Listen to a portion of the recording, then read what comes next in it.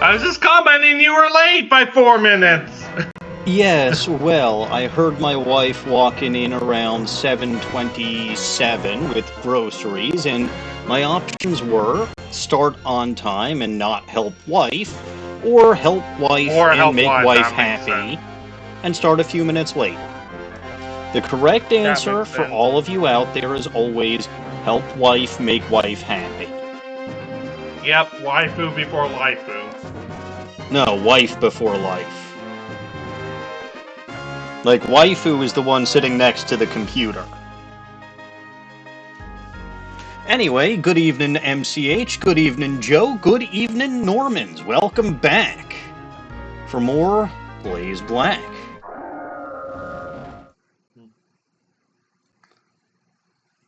I'm currently doing the oldest tech in the world for running in circles in games. One thing that I will mention. One thing that I will mention for those of you hanging around today. MCH and I had a little chat after my stream last week, and good news for all of you is that MCH is now on the officially approved Little Goblin list. This has tier 3, so LG outranks me, and Donnie outranks LG still. Such is life. There is, in fact, a little goblin on hand, and it is as I've said, you know, it is as I've come to realize. If people want to help me, let them help me. The chaos is good. I love having people hang out and chat with me. This is what we need. We need more of this. So, welcome to the Little Goblin Squad, MCH. We're happy to have you, especially since Dawning is almost certainly not going to be around Wednesday nights for the foreseeable future. Maybe tonight. Still dancing stuff? Say that again? Dancing stuff still? No. First of all, it's but like Wednesday night's actually the night she gets off from rehearsal. But because of that, she started a new series on Bulba Garden this past Saturday night. Oh, I see it right now. Well, it's not right now, because right now is BulbaCast, right? This week is, you may imagine, is a little bit awkward. Well, not awkward, a little bit off schedule. Different because of a certain thing coming in 2 days. Yeah, so what's going on there tonight is the first of many Bulba Garden special streams this week. It's the prediction cast prior to the upcoming Pokemon Presents on Friday. There will be another. Well, Caps, I believe, said he's going to do a live reaction. I think he said he's going to do a live reaction. That would not on his channel.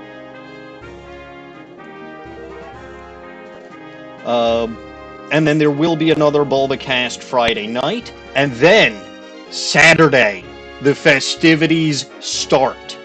So actually, I forgot to pull up this link, but I'm going to want this link. So give me just a second. It's going to be fun if you don't know already. But Bulba Garden is actually... Hopefully not the Zelda or this Ganon, though. No. Bulba Garden is actually doing something a little special, of course. for the 30th anniversary of Pokemon.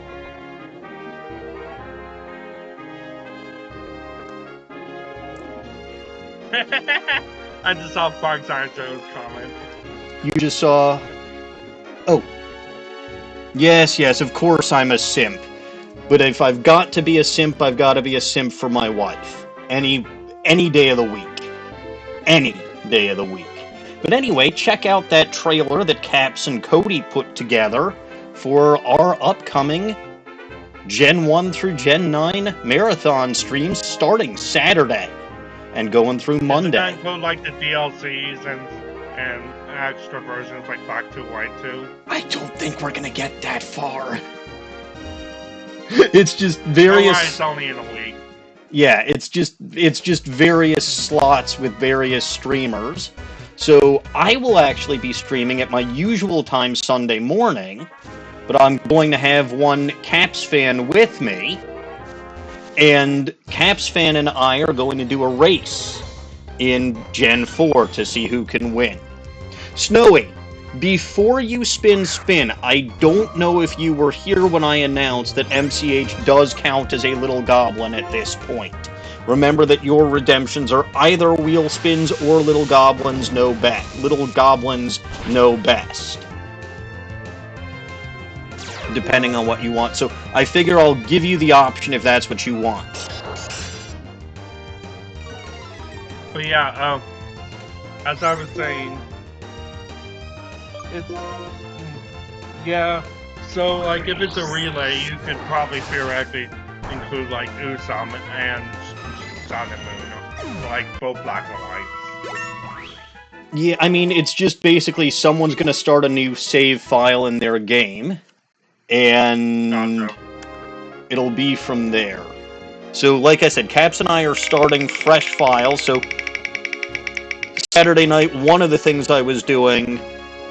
Alright, so the first one... As someone that watches a lot of Pokemon speedruns, I'm going to be the expert. Well, it's not going to be speedruns, but it's still going to... We're still going to try to be funny with Caps and I. Speed walks. Yeah, speed walks.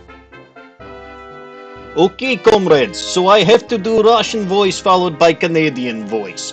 Is what wheel has spun, and wheel spins always must be obeyed. This is fundamental truth of this channel. I got official business. There is also... business. Yes, there is also a little goblin knows best, and now I must sing in Russian voice. We all love Russian singing, and I wish, comrades, that I could sing the Russian national anthem. But I do not actually know Russian. Business. Please see table for business cards. You could always do a live a cappella rendition of the Tetris theme or something, I don't know. I cannot do this. I do not remember what Tetris sounds like. There is also second little goblin.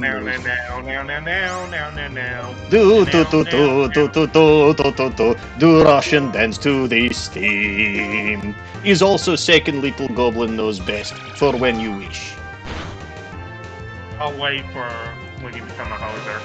Very well, we can wait until I become Canadian. It's very smart to spread out the fun and the chaos. Anyway, comrades, if you will remember, there is also training that I must do prior to taking on the cute red-headed Skyla.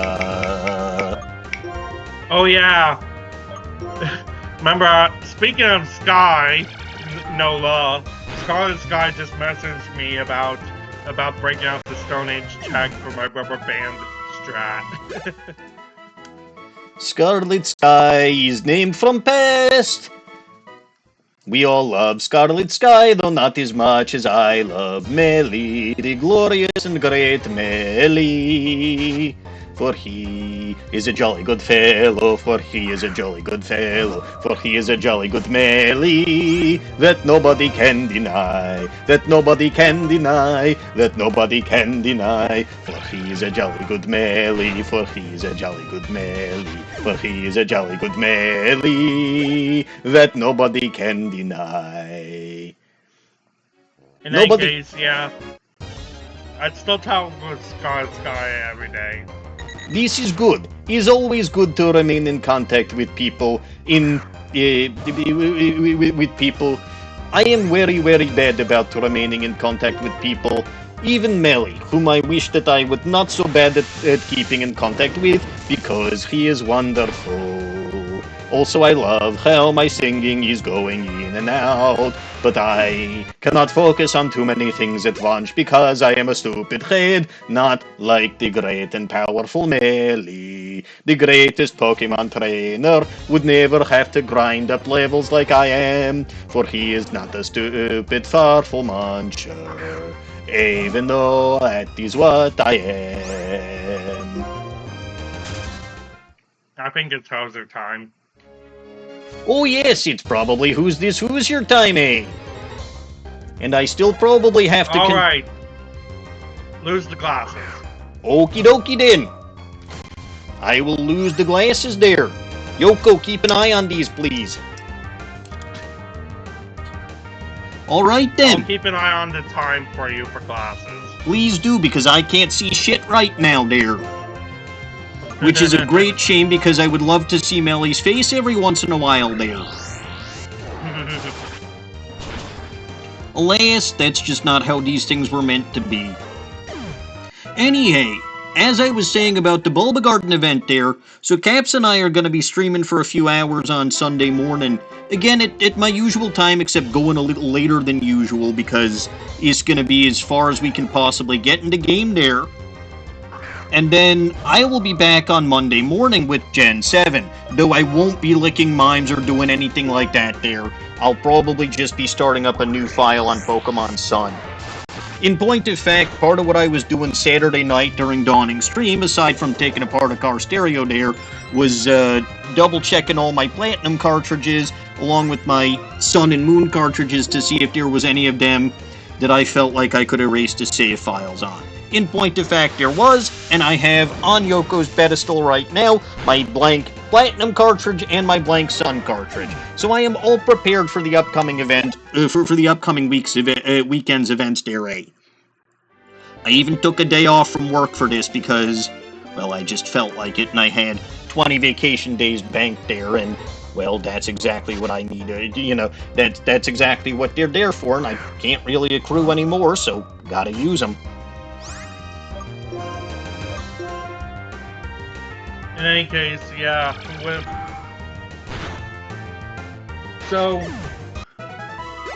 as I was saying, with the Pokemon thing, I'm also gonna be streaming on probably Deku Nut's YouTube channel rather than my Twitch channel, but close enough.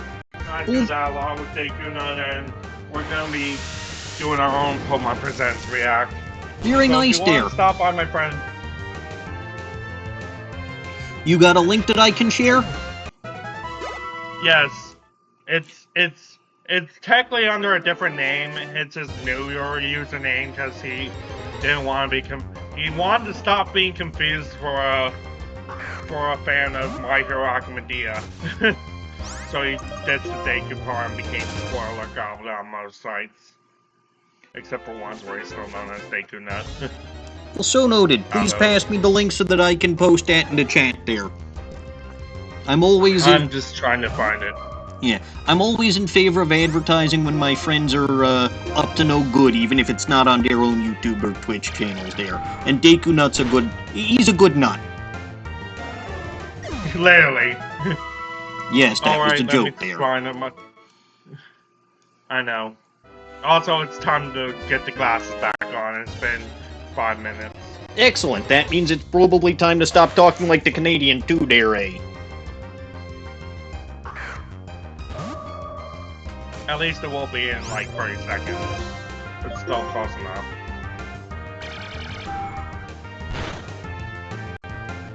Yep, now it's 7:48. It's been 5 minutes. Okay then. It was actually 10 seconds.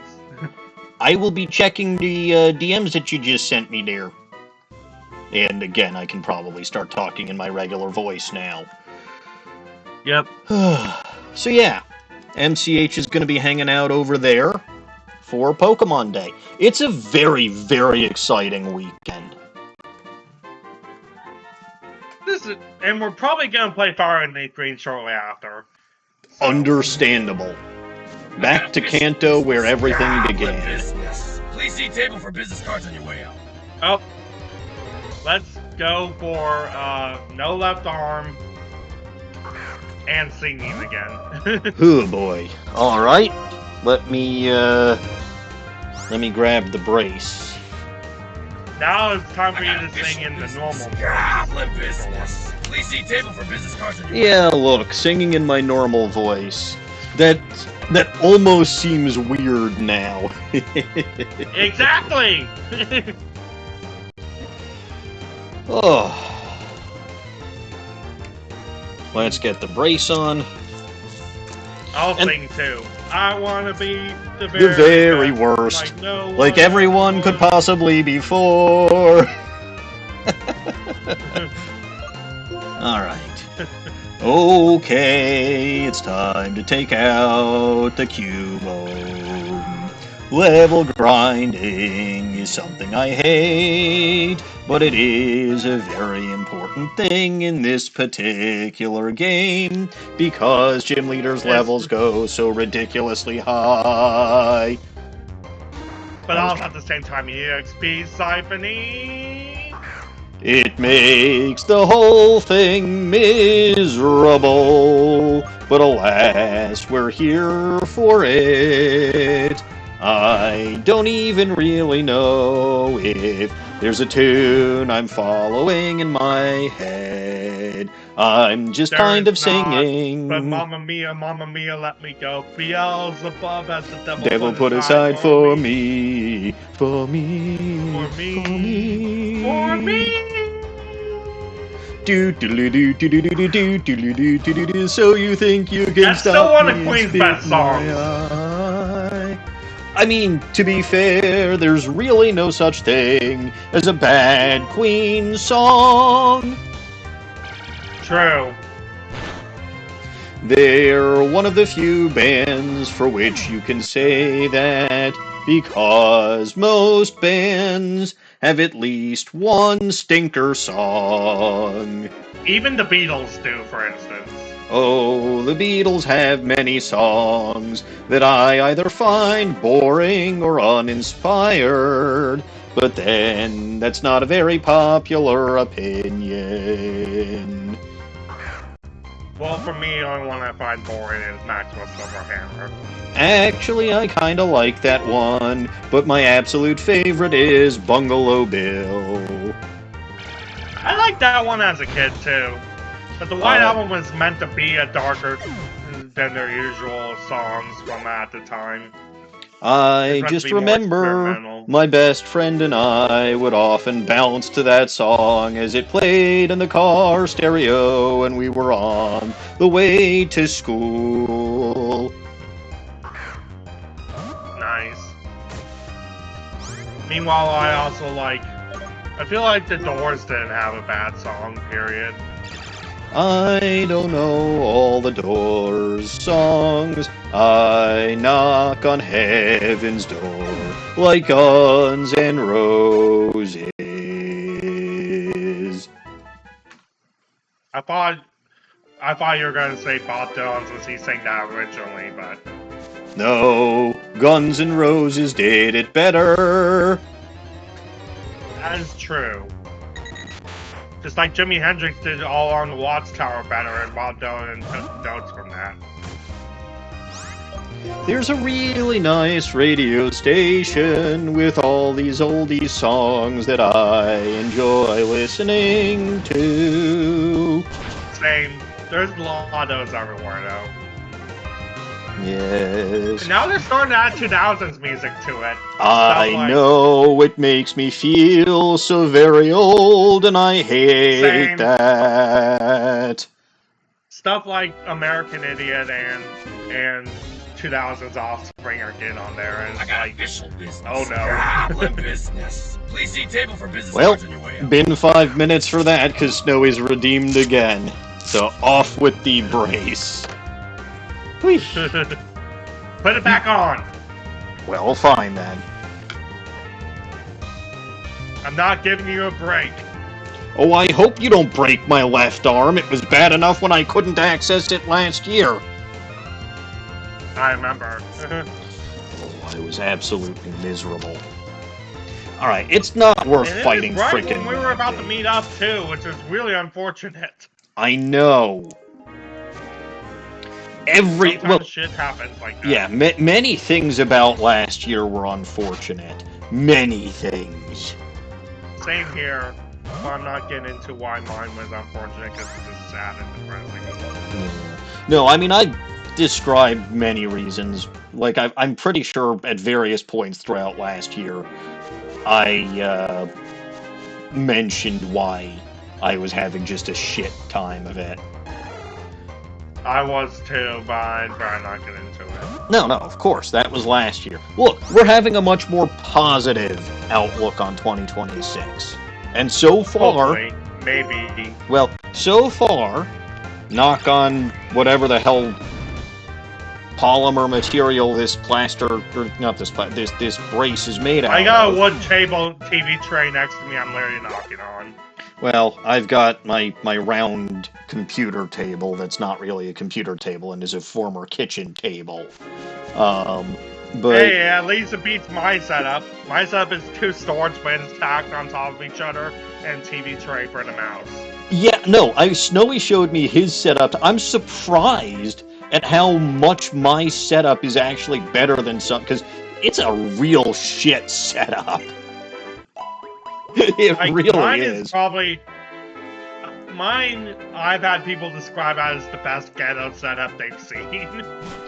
Yeah, at some point down the road, I will get an actual computer desk or something. That's unquestionable. I can't afford the space in this room because I got my CRT next to me, my HD TV next to me, and a bunch of retro game consoles and modern game consoles wedged in between the computer. See, I actually have if I get rid of this lamp, right, or move this lamp, I actually do have a decent amount of space between here and the door to the room with all the breakers and stuff in it. Makes sense. I just don't have that luxury with how my setup is. No, So, I get you. storage bins it is! But the other thing is, obviously, what comes before that's the new computer and monitors, and actually I have a bit of an announcement to make. I've come to make an announcement. I bit the bullet and bought a gaming computer today. Nice! So you can finally dial back the Kingdom of Loathing at some point. Potentially. Maybe. I mean, again, there's nothing wrong with my current laptop as it is, but with, chips and RAM and shit like that just getting swiped by the tech company. Right. The prices are already starting to go and get higher, and it's only going to get worse from here, at least for a while. Because they recently repelled that certain thing. Yeah. And I'm not gambling on my already 10 to 11-year-old laptop surviving until the AI bubble inevitably collapses. That, and did you hear they actually repelled the terrorists? That's also true, but...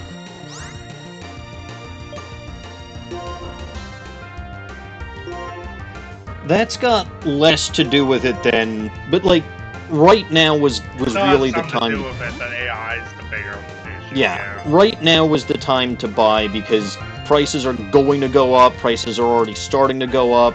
It does mean that something else that I was waffling on for a bit, I'm probably also going to buy in the relatively near future, but I refuse to acknowledge that I'm buying that. The Switch 2, I'm guessing. No. You can DM me so I don't say it out loud, I guess. You were right. I figured it was a Switch 2. Look. Newer Pokemon games are probably exclusively going to be on the Switch 2. Yeah. So there's only not that, but much like, of a choice. Not only that, but like, currently I bought my Switch 2 for a few games. Kirby Air Riders was one of them, but Fire Emblem Fortune's Weave is coming out this year, and that'll be a big one for me. But you haven't ever played an FE, so... No. And honestly, again, there's just so much stuff on my plate already. I'm probably never going to either. I don't know when I would be able to. Yeah, and even if you did, I do have recommendations for first one, because like Engage, for instance, is a celebration of the series because it's an anniversary game. So, and before it got delayed due to COVID, and then Free Houses has a bunch of unique gimmicks unique to that game. So like, I don't recommend either Switch one to start with. Mm-hmm. Most people, myself included, generally agree the first one on 3DS or Awakening is the de facto best starting point.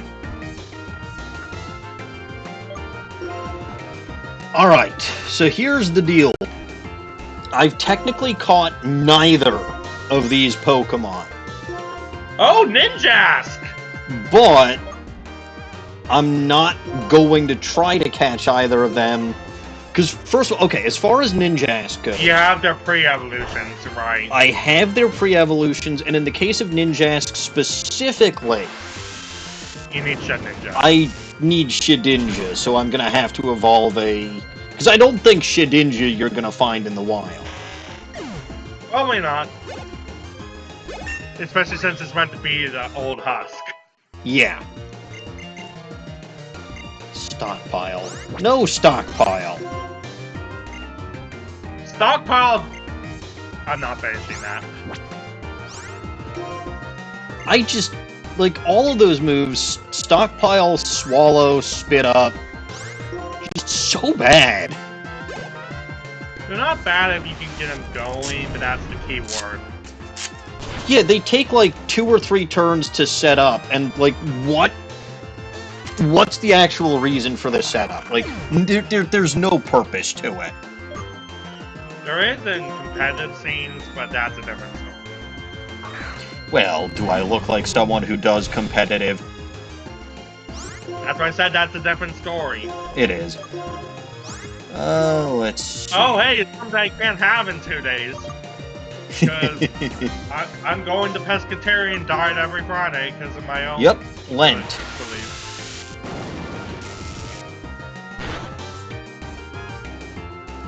Well... Because you know my own food. Of course. And on this channel, we respect your religious beliefs. Yep. Just like I respect yours. Yes. Which reminds me, by the way. Mm-hmm. Oh, Mom just texted me they arrived safely. Mom and Dad are out of town for 5 days, but that's unrelated. Oh dear. As I was gonna say, Mel Brooks. He's probably one of the best people you could think of from your religion. Oh, he's fantastic. Fun fact, did you know he actually was a badass in making fun of the fascists back when they were relevant? Making fun of whose? The fascists. Like, he was a soldier in World War II and played Jewish folk songs. Yeah, guy's almost 100. Yeah. But there was one time where they tried spreading their propaganda and he just blared Jewish folk songs even louder. He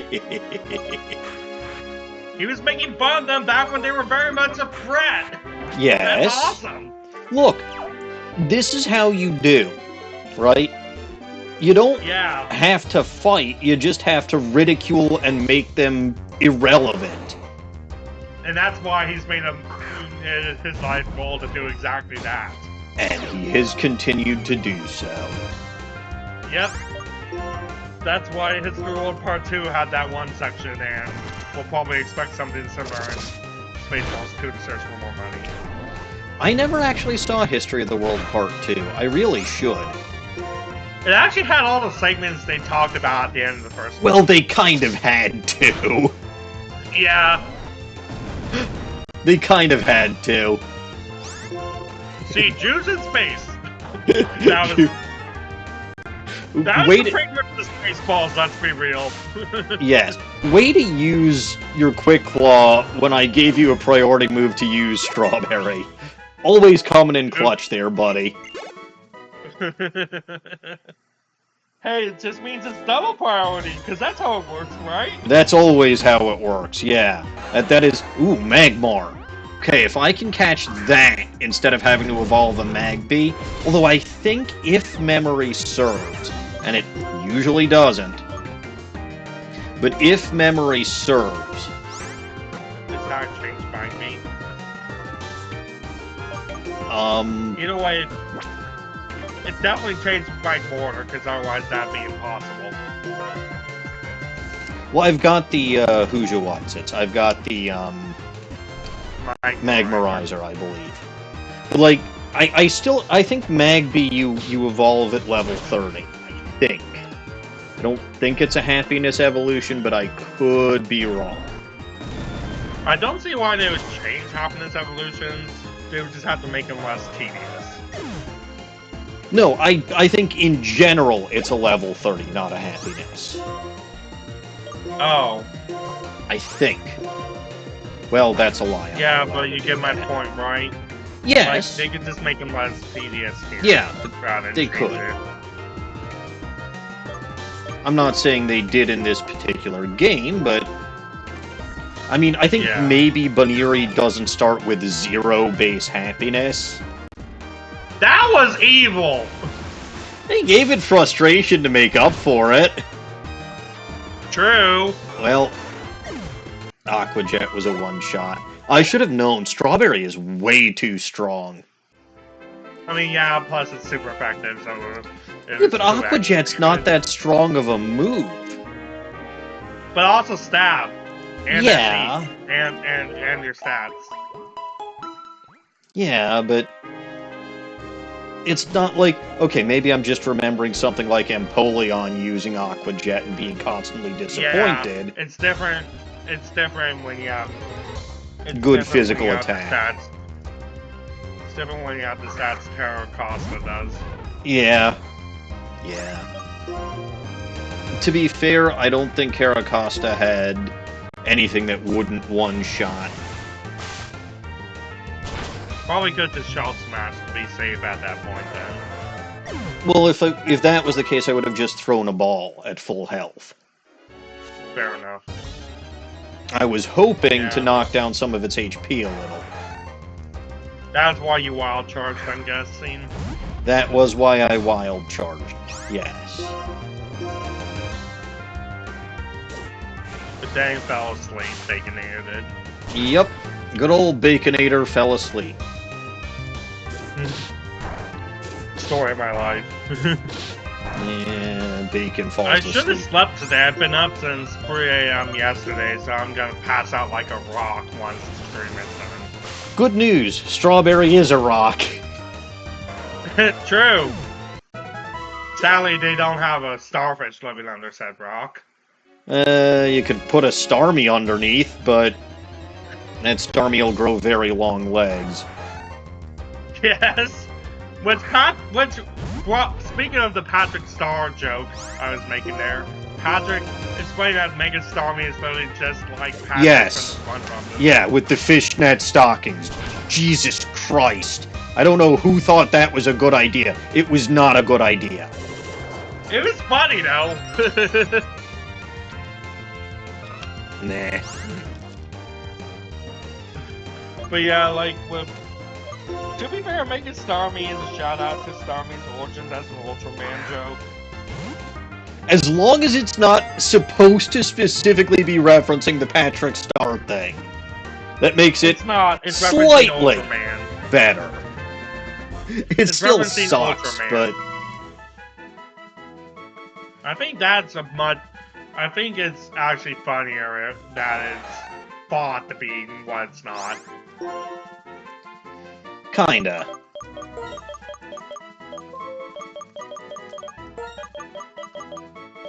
Anyway, ended up catching a Rapidash because apparently I couldn't one-shot it with Aqua Jet, so there you go.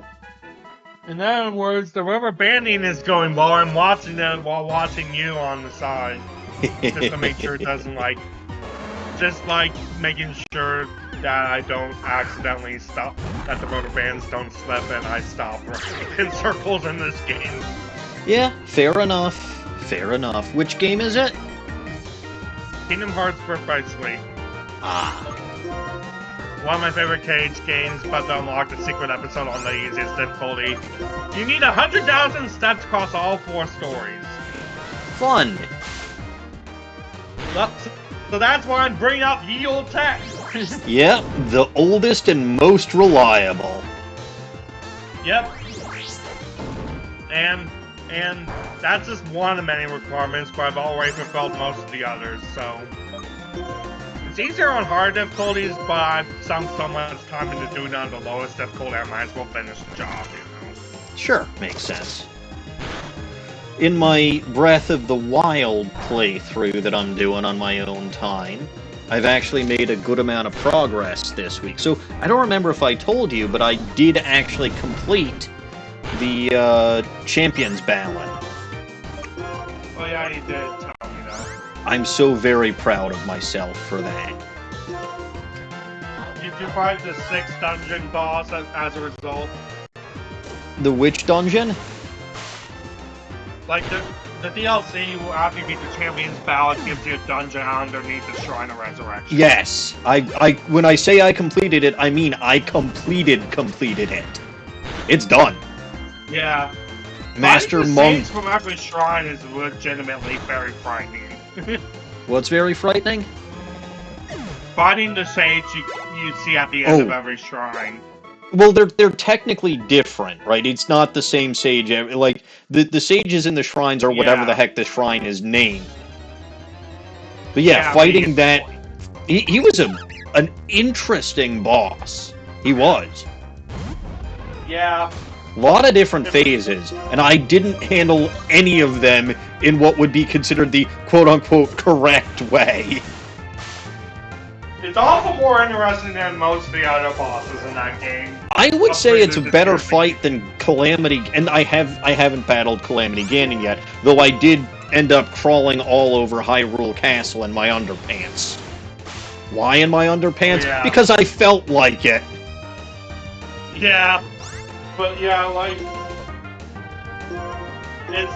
I feel like that's one thing Tears of Kingdom did better is its boss fight. Mm-hmm. Also introduced more of the mini bosses, like the Flux Constructs and the Frox and the Glion, right? There was so much more that and the Battle Taluses too, which were a fun take on the Stone Talus. So, on that note, what I'm trying to do now is probably the last major thing, because I've gotten basically all of the armor that I feel like getting, right? I've gotten all of the standard sets of armor, including the Royal Guard set, which was why I was wandering around Hyrule Castle. I even got the Hylian Shield, which was apparently something that I missed during my original playthrough. Yep. And then there was also... But yeah, it's one thing I also like. The final boss in Tears of the Kingdom was fucking brutal, I know. I made him look like a chump. And that was me. Me. I made him look like a chump. That's interesting, because most people out here struggle on that fight. So let me tell you... So first of all, right, it's technically like a 4-phase battle, right, if you count the Demon King's army thing, right? Yeah. The strategy for that is just muddle bud everything. Literally turn them against each other. The Majora's Mask doesn't work. I will point that out, right? That's something that I know as a fact, is the Majora's Mask does not work. So don't try it. Of course you'd try that. Well, of course I would. But the Muddle Buds absolutely do. So just wear your +3 attack armor, Muddle Bud the fuck out of everything, turn them against each other, and that's easy. Easy peasy. The second and third phase is. So that the third phase where his health bar goes like a billion times, like it just keeps growing and growing and growing and growing, right? For those two, like the first phase and the second phase of actual Ganondorf, Rocket Shield, and then again you want to be wearing your Radiant armor at least +2 or more, so that you get the bone weapon proficiency. Have a Savage Lionel bow on hand if you can, +3 attack, meal, and then launch yourself into the air with rocket shields and rain destruction down upon him using Gibdo bone-tipped arrows from your Savage Lionel bow. He doesn't stand a like. What about the 4 phase? It was basically the same strategy. Makes sense. I mean, that phase was easy. That's funny, though. It basically turned Ganondorf into the guy who brought a knife to a gunfight. And I say gun loosely, but like he's swinging a sword around, and I've got a ranged weapon, and I'm shooting down on him from above. You fool! It was actually kind of funny because there was a light gun spin-off based off Legends of the Twilight Princess. But yeah, it was. I will say it was a very, very, very fun final boss battle, and I'll tell you what my original strategy was.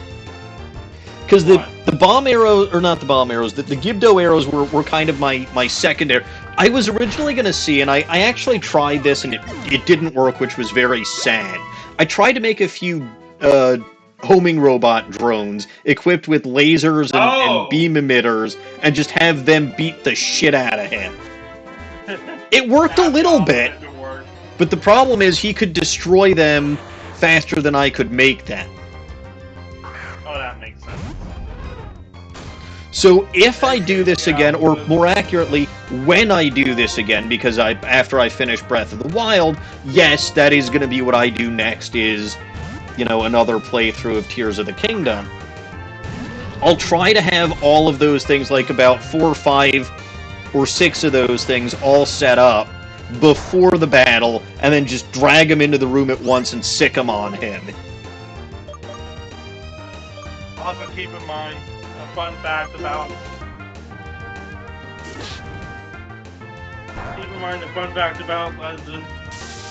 But yeah, like...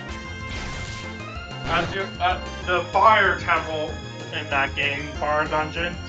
I love how it's funny that a lot of people discovered the easiest way to beat that dungeon is just climb up the walls.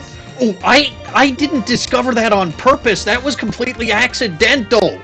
I was trying to do it the right way. Noticed that off the bat. If you engage with the dungeon as intended, it's legitimately a very fun dungeon. It's just that no one does that. I did. Well, okay.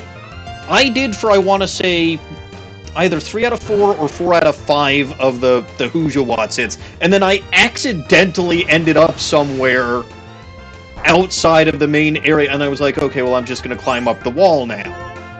And I did. Yeah. It's so funny how weird that dungeon can be bypassed like that. Oops. Look. Yeah, it is. A lot of things are funny. If you switch to upgrades for those games, there's a new side quest that requires you connecting your phone to your Switch and having it on its own, which is weird, but if you do that, sounds you get bad. But it gives you like more on the world building if you use it in conjunction with the game, man. It's stuff on the Switch 1 or Wii U version of Breath of the Wild or the Switch 1 version of Tears of the Kingdom. Well, it also keeps more detailed stats than the game itself does, among other things. That's kind of cool. I suppose I'll keep that in mind, but I don't know. Again, games that I already have, I'm not paying for them again. Well, you don't have to. The upgrades are only like $5 to $10 a piece for most games. Yeah, that's paying for them again. Some are even free though, like Stardew Valleys. If it's free, it's free. But I just like, it's chump change to play for $10 for an upgrade. The parents are paying the full price of the game. I get it. It's still the principle of... Well, okay, I'd say it's still the principle of it. I don't know. I really don't. It's not the principle of the matter in that case. It's just because you're paying for the upgrade rather than, the full game again. Yeah, shouldn't pay for the full game or shouldn't have to pay for the full game again. Yeah. That's for losers who have too much money to burn. And I don't have the too much money to burn. Neither do I, especially not after today. Yeah. Look, it was the right thing for me to do. It was. Very much so. I'm not denying that. I'm still not thrilled about it. Fair enough. I'm not denying that either.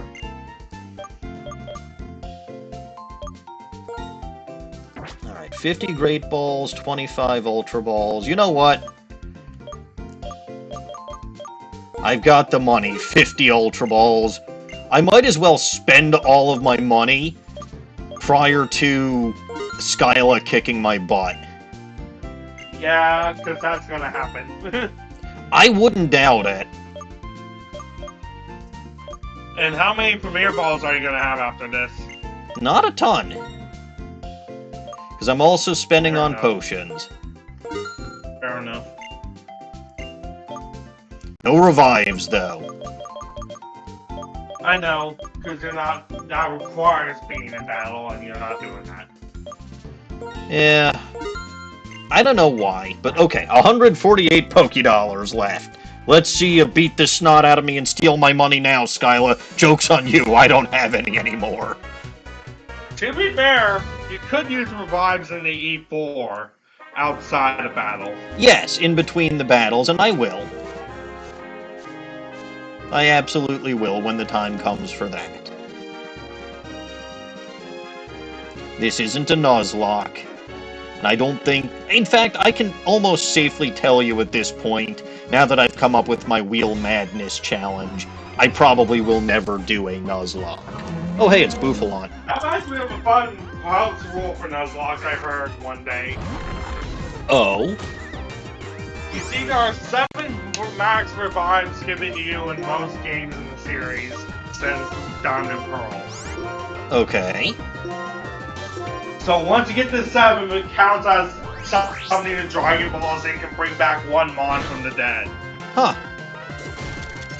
It's a stupid little house rule that's actually kind of genius. It's kind of funny, yeah. It really is kind of funny. I like it. I like it too. It's like something you don't normally think about, and especially the Nuzlocke. Ways to cheese your Nuzlocke 101. Some of the Dragon Balls, I guess. I mean, to be fair, it might not be easy to find the max revives. Yeah, especially since you're only given like 3 or 4 in main story playthroughs. You'd have to find the other 3 yourself. Yeah.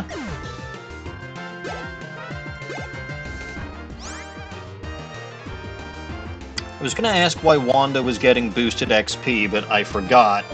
And Jesus Christ, to my detriment, I forgot. I have Lucky Eggs. I need to equip those on everything. Oh yeah, I forgot about those too!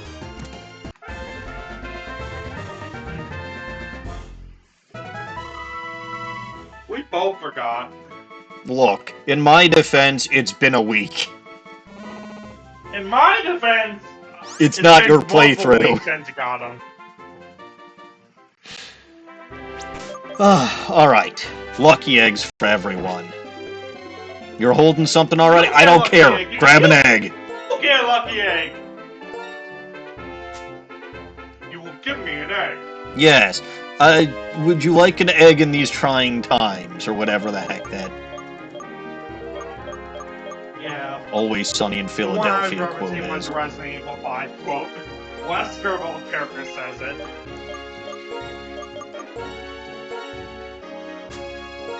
Not the... But yeah, like... Why did you switch to the King's Rock, you fool? Fool of a menu. King's Rock. Yeah, very kingly of you. Well, yeah, that's a thing I was kind of talking about, too. I've been wanting to rewatch all the Shrek films, because Shrek 5 is coming out next year. Right. I just haven't gotten around the time to do it, but I love those films, even Shrek the Third to an extent. And I'm probably gonna finally watch Puss in Boots: The Last Wish, which I've heard nothing but good things about, so... Okay. There's a lot of stuff. The was even meant to set up Shrek 5, because and for Pooh's reuniting with some old compadres from far, far away, so it doesn't take a genius to realize that Shrek did Fiona a donkey. There's a lot of stuff on this route that I hadn't caught yet. Yeah. Surprising. But yeah, like...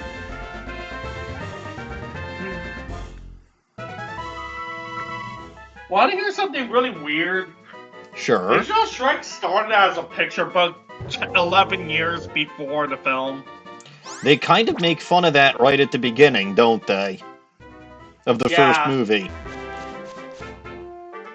It's like he was basically... He ate lightning. Literally ate lightning in the book.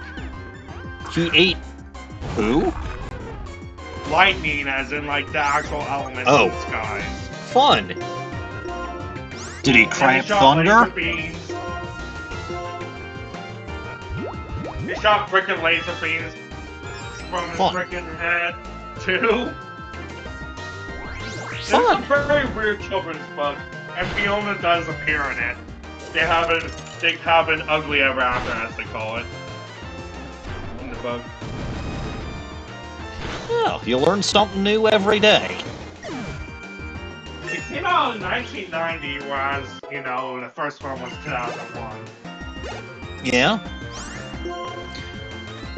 I think I remember when the first Shrek movie came out. I love that they're leaning into All-Star by Smash Mouth for the new film. Because they did really have an instrumental of it in the teaser. And they have the title is The All-Star Story Isn't Over Yet. Because after all, that song was our introduction to the character. And it's one of the most iconic openings for an animated film, so it makes sense, you know? Yeah, yeah. Lean into the nostalgia people have for that intro to the character, basically. If you can, absolutely. Yep.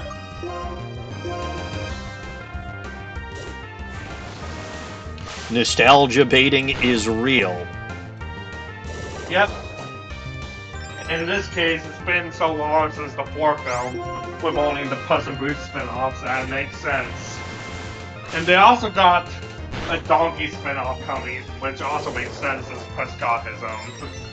I'm surprised Puss got one before Donkey, considering Donkey's been around since the first movie, but what do I know? Well, I mean, to be fair, Puss was the breakdown character in the second film. It makes sense. Plus, like hell, they were not going to use Antonio Banderas for more stuff. Whenever you need a sexy sounding Spaniard, you hire him. Yeah, I suppose so.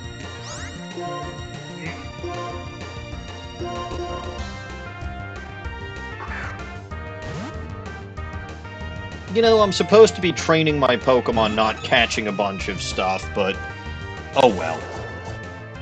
Both go towards my goal. Speaking of which, there was actually a Don Quixote film in the 2000s called Donkey Quixote, and it was Thailand was one of the producers who watched Shrek. Why am I not surprised? Kidding, that was the tagline. Why am I not surprised? Like, they were trying to sucker people in with that tagline, you know? Of course. You got an equally shitty PS2 game, too, somehow.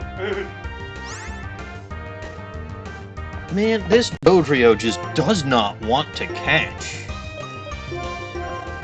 I didn't think Dodrio's catch rate was that low, but whatever.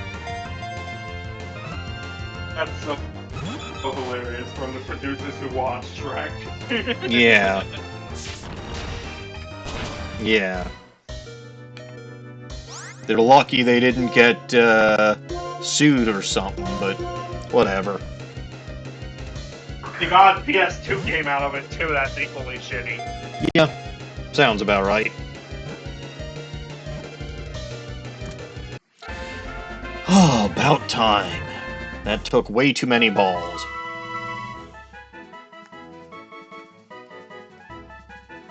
Oh, hey, it's one of my favorite Cannon. Dodrio, incredibly underrated. This thing was my carry back in Fire Emblem Green's original playthrough. And I had a level 96. I had like a level 96 layer 100 Blastoise. And then I had a very, very over-leveled Dodrio at level 76. And those two mon alone carried me through the Elite Four the first time. I mean, they would, considering the Elite Four is so much lower leveled. Yeah, but at the same time, it was still a gauntlet for me as a kid, because, you know, kid. Right. When you're a kid, you have no idea what you're doing or why you're doing it. I still have no idea what I'm doing or why I'm doing it. Same. That's the secret. When you grow up, you don't actually know what you're doing. You just have to pretend that you know what you're doing. Yes, I know. No, I'm telling this to the audience. God, no. Don't tell Mom. Oh, I'm pretty sure my parents already know. No, I'm saying don't tell Mom that we told you. Oh. Yeah, no. Oh yeah, it's Sandbit Palm. I've caught one of those already. I was like, what is that noise? It's a monkey. A weird monkey. With fists for tails, and tails for fists. It wants to give you an knuckle sandwich, obviously. Yeah, that sounds about right. Bad news for it, I'm not hungry. I had a big lunch today, and then I actually had chicken soup for dinner. Chicken soup is good dinner. Soup! Eat your soup while it's still alive. Yeah, obviously this patch of grass here is far and away the best that I can get as far as actually finding stuff to level up on. It's still going to be a grind. Yeah, well, catch too, but it's still going to be a grind if you'll pardon, well, yeah, no, absolutely pardon the pun, but at least it's going to go a little faster now that I remember that I have those damn lucky eggs. Somebody remind me to take those off before I battle Skyla, but since I'm probably not going to battle Skyla this week. Yeah. If I recall, 55 was her ace from when I looked up. So. I think you said 54. I remember all of her mon were the same level at least. Which is an odd choice. It was. Or I suppose if it was 54, then it was an even choice. If it was 55, then yes, it is an odd choice. I can and always will be a smartass. If I'm not, there's a big problem. Well, if I'm not, there's a problem, and you should all be very, very, very concerned. 80 with 95 accuracy. If you're not being wonderful, then that's when I'm concerned. Exactly. Rock Slide is not worth it. It's 80 power, 95 accuracy. Yes, okay, you might get a flinch, but Caracost is slow as shit, so what are the odds of that? Fair enough. And then compare it to Strength, which is 85 power, 100% accuracy. So, yeah, no. Just stick with strength. It's just factually better. Still love how long Xbox strength is got.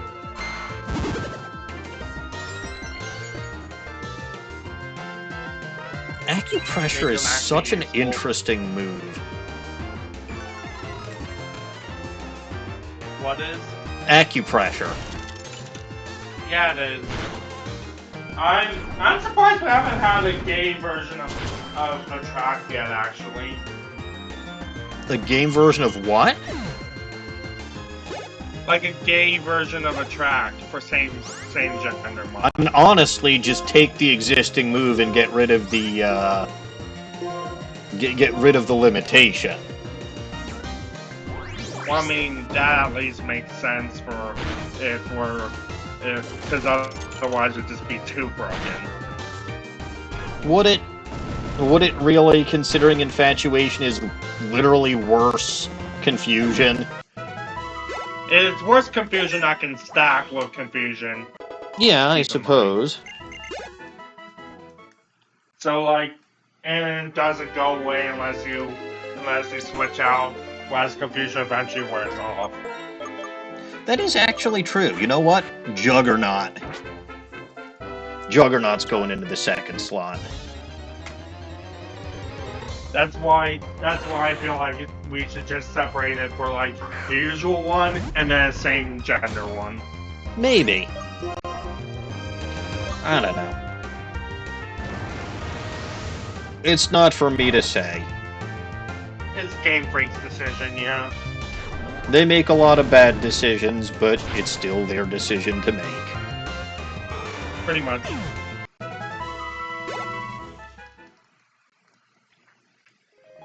Terra Costa is ending up being so much better than I thought it would be.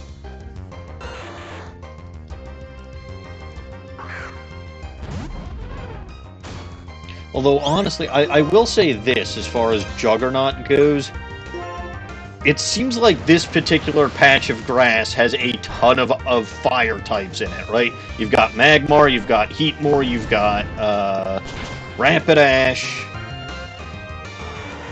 Yeah, so it won't be as useful there. It can't even land the Crab Hammer, so...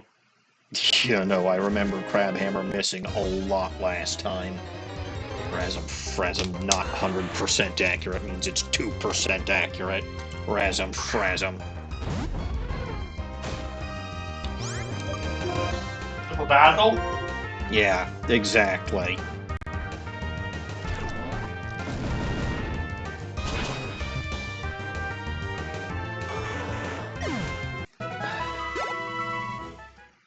Alright, Strawberry's about to get to level 52. I'm debating whether I want to go into the gym at 52 or 54. Probably 54, let's be honest. Yeah, you'll level up along the way, too. I likely will, but that doesn't mean that I should count on getting any... Well, okay, it landed the Crab Hammer and down goes Magmar. I stand corrected. Holy shit. But Flame Burst, and down goes Juggernaut. At least it got a kill. Yeah.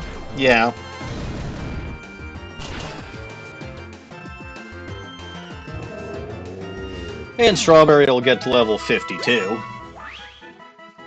Nice. Well, okay, we still got 17 more levels before it's truly nice, but...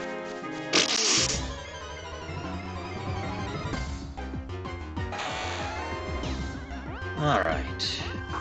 Again, Ninjask I'm not going to catch because reasons.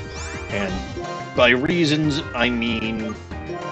I need Shedinja.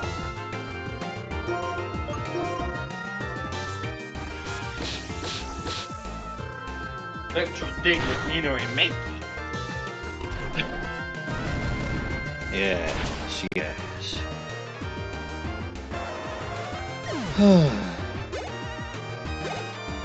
I get why they stopped the Pokérap after Gen 3, but it's kind of sad. Can you imagine a Pokérap with over 1,000 Pokemon though? Smosh did that! Oh, They updated to Gen 8. Well, that's Gen 8. There weren't 1,000. There weren't over 1,000 yet. But they did that up to 898, so... Everything prior to Legends Arceus, basically. Yeah, but we didn't hit over 1,000 until Gen 9. Yeah. Still, it's impressive that they even got up to 898. Yeah. Yeah. I think at the end they just made like the intervals just heavy breathing. Yeah. Yeah, I can believe it. I can absolutely believe it.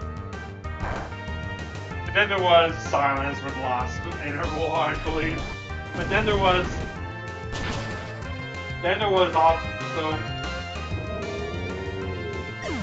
But that's why they chunked it up by region and for Gen 2 and 3, to be fair. I mean, it's also the easiest way to make sure you don't miss anything, because if you are doing them in random orders, you might accidentally miss something. Yep. Not only that, but they technically did miss something, because they couldn't have Porygon for obvious reasons, or Porygon 2, and then Mew and Celebi weren't out yet. And Mewtwo was tied to the same movie as Mew. Yeah, makes sense. Same for Jirachi and Deoxys in the Gen 3, so they left out the Mythicals, Mewtwo, and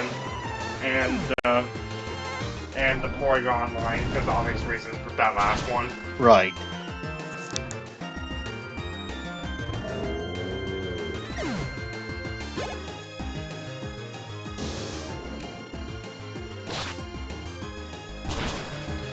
Man, it's one of those instances again where I feel like I have to sneeze and it's not coming out.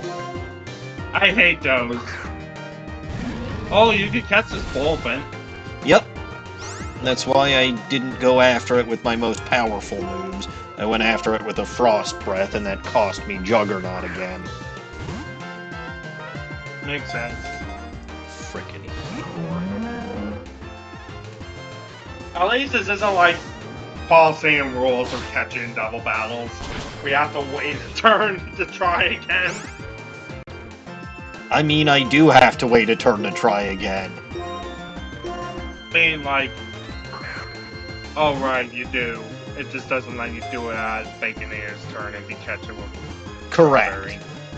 And if I used a move with Caracosta, I wouldn't get to throw a Pokeball. Which is fucking stupid. Well, I was thinking like in Coliseum where you can throw it on either's turn, but if you throw it on the first one's turn, you have to use a move with the second. Yeah, no. I can't, like, if I were to use something like Aqua Jet on Caracosta's turn, I would not be able to throw an Ultra Ball on Baconator's turn. It's so stupid. That is weird. It's so stupid. They should have just done like Coliseum at that point. But okay, we'll Aqua Jet, and then we'll heal up Caracosta, because again, if I try to throw a Pokeball, it'll tell you it's impossible to aim without being focused. Bullshit! Sorry, I sneezed. I finally got that sneeze out. No, it is actually bullshit. You don't need to mask it this time. I know.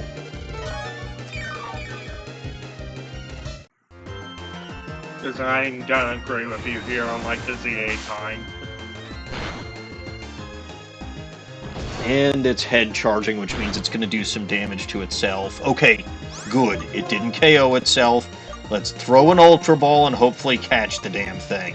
Because otherwise it'll head charge again, I bet.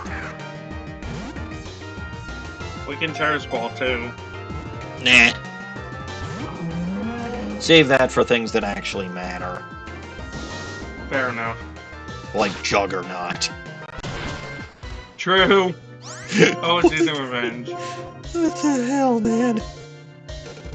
That was still funny, getting Oh. scared by a deli bird. Absolutely. It's why I named the episode after the deli bird instead of the fact that I kept fucking losing to Clay. I know. Just like Smeargle using Judgment. Yeah. There is so much good shit in this game. There really is. However, it's still Smeargle, even if it uses God. Yeah. No. Again, I had this moment the first time I battled Lenora, where I had my fighting type. Oh my god, it's using Aeroblast. Oh, wait. It's still Smeargle. Yeah. I wasn't as surprised by that the second time I went through the Nakreen gym. That was hilarious. Oh, this has been a fun series. It really has. I'm glad I decided to do it. Like, I was Also, the St. Paul deletion was funny. Well, maybe for you. For me, I was like, no.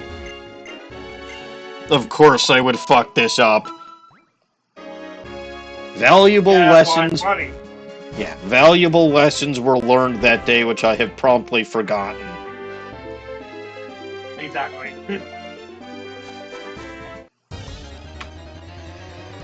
Ugh.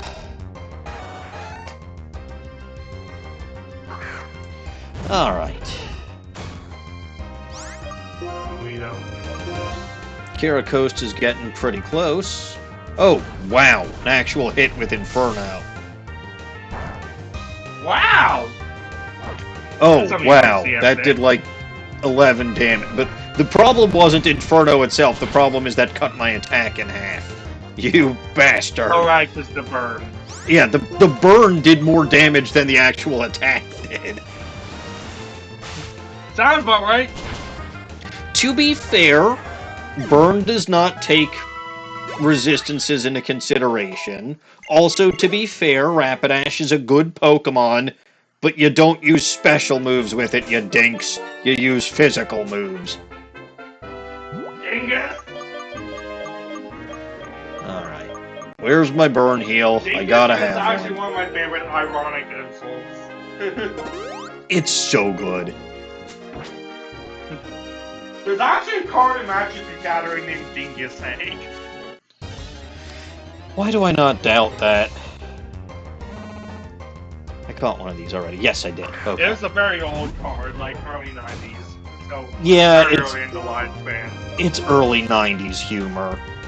I fully admit that a lot of my sense of humor comes from the decade I was born and raised in. Same here. Except a decade after you. It happens.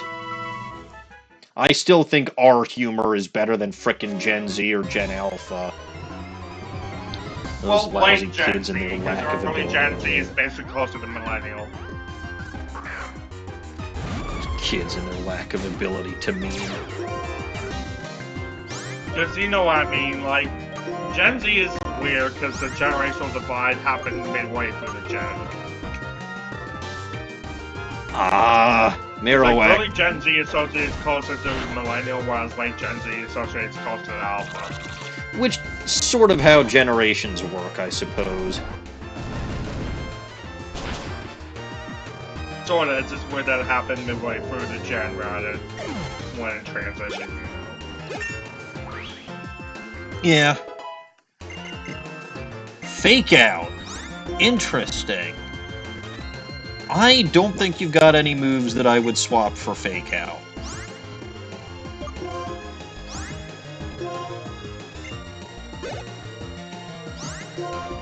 No, we're gonna just use your raw power, Juggernaut. We're not gonna use silly tactics like that. That reminds me of the episode Kids Next Door where they were doing a tube race and number 2 was using an actual tube rather than one with a gimmick, as he called it perfect tubing as he learned from his father. I am about to get one Pokemon up to level 54. One.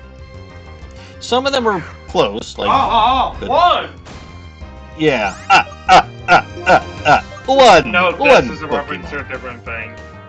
Oh. This is a different thing. It's a reference to Sonic the Hedgehog fandoms. Ah. You know, I used to be a lot more of a fan of Sonic than I am now. The original 3 Sonic games, I loved. I really did. I love a lot of Sonic games. Adventure 2 was my childhood on the Dreamcast, but I don't like the GameCube version much. The Dreamcast version is better. You can frost breath the Ninjask. Yeah, Sonic 3K, Sonic 3 Knuckles is just like one of the best games. It's really good. Sonic 3 and Knuckles. Especially when you have the full experience. You know? Yes. Because like splitting the game in half, but allowing you to play the full game in your own world was just a good idea. Yeah. No, it's really good. It was clever too. Yeah.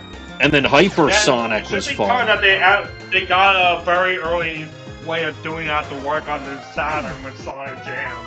Like they knew what they were doing to port it to the Saturn like that. Burned again. I'm not gonna bother healing, I'm just gonna...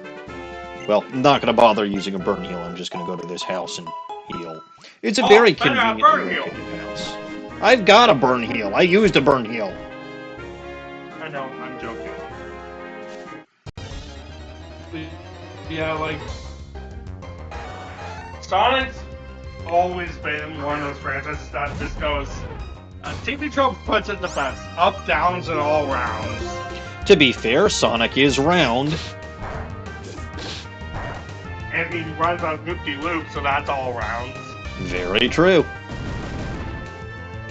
That's the point, is that, like, you can expect him to have a bad game as much as you can expect him to have a good game the next game, you know? I will say, one of the things that I loved the most about Sonic games, or just the original 3, and I think it does apply to some degree, although I'm not as familiar, but the music, the soundtrack... The music's always been a highlight. Even the worst Sonic games have good music. Oh yeah, no, the Sonic game music is just beautiful. Beautiful. It helps that Michael Jackson famously helped with Sonic 3K. Because if you hear the versions without Michael Jackson, they're just not good.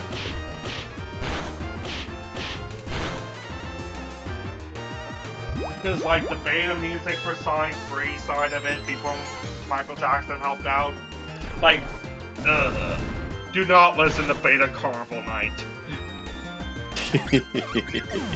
Yeah, probably Beta not Ice wise. Cap is at least passable. Just has the issue of being put up to the ice cap we got here. Yeah, I mean, look, Ice Cap Zone's theme is...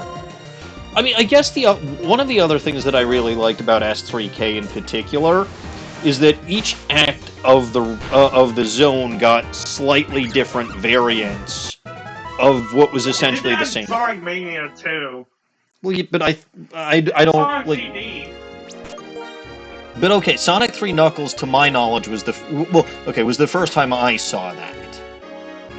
Yeah, because CD came out earlier, but CD's whole gimmick was the time travel affecting each zone. Yeah, I do remember the time travel. And it was also when Amy got... the bad future, you could cause the good future. Yeah. That was also when Amy Rose was introduced, was the Sonic CD. Yep. And then Mania does it again as part of its throwback to the Genesis era. Genesis allowed is not, is planet forbidden.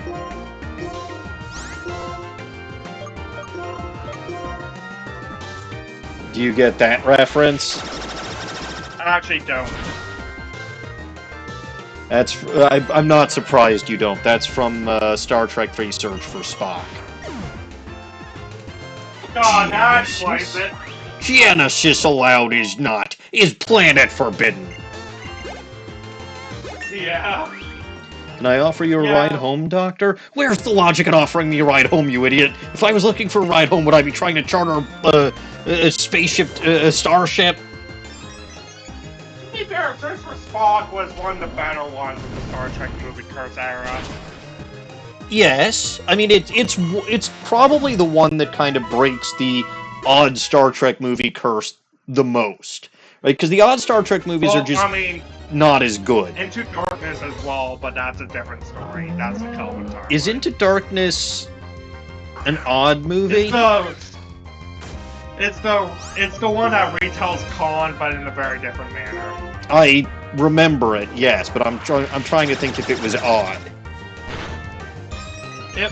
It was even, but there's the theory that the reason why it was trying out for reverse Star Wars Nemesis out of evens good, odds bad.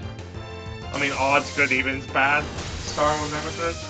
There's a reason why that began. The theory for that began. What's Galaxy Quest between 9 and 10?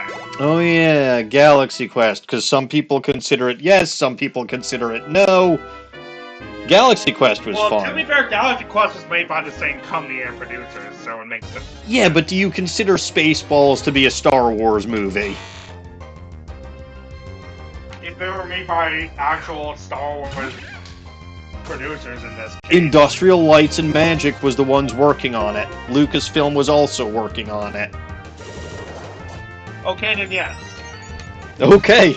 And yeah, the Millennium Falcon is actually in Spaceballs. But yeah, like... They also had a crossover with the Star Trek mobile game with Galaxy Quest.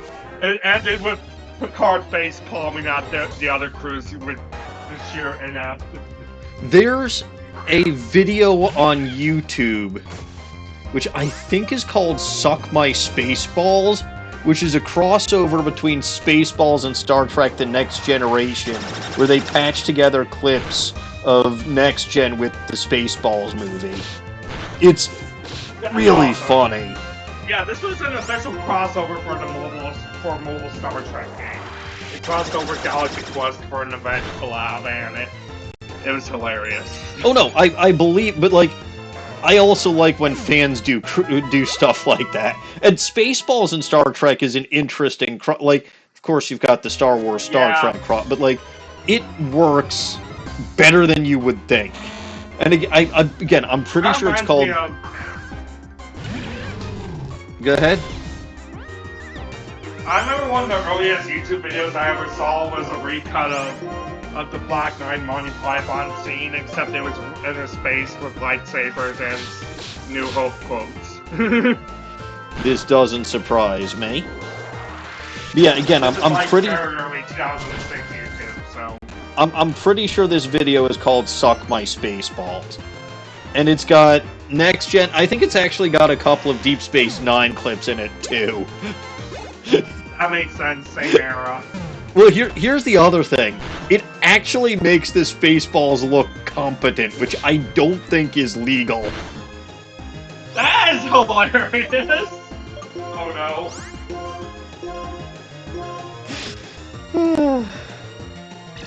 So yeah, like... Either way, if you went Galaxy Quest between... was it Undiscovered Country that was the 9th one? Undiscovered Country was the 6th one. Okay, first Next Gen one, if I recall, too. That was Generations. Okay. So the Star Trek movies from the Kirk era were Star Trek The Motion Picture, which was... The general premise was good, but Jesus Christ, the cinematography was horrible.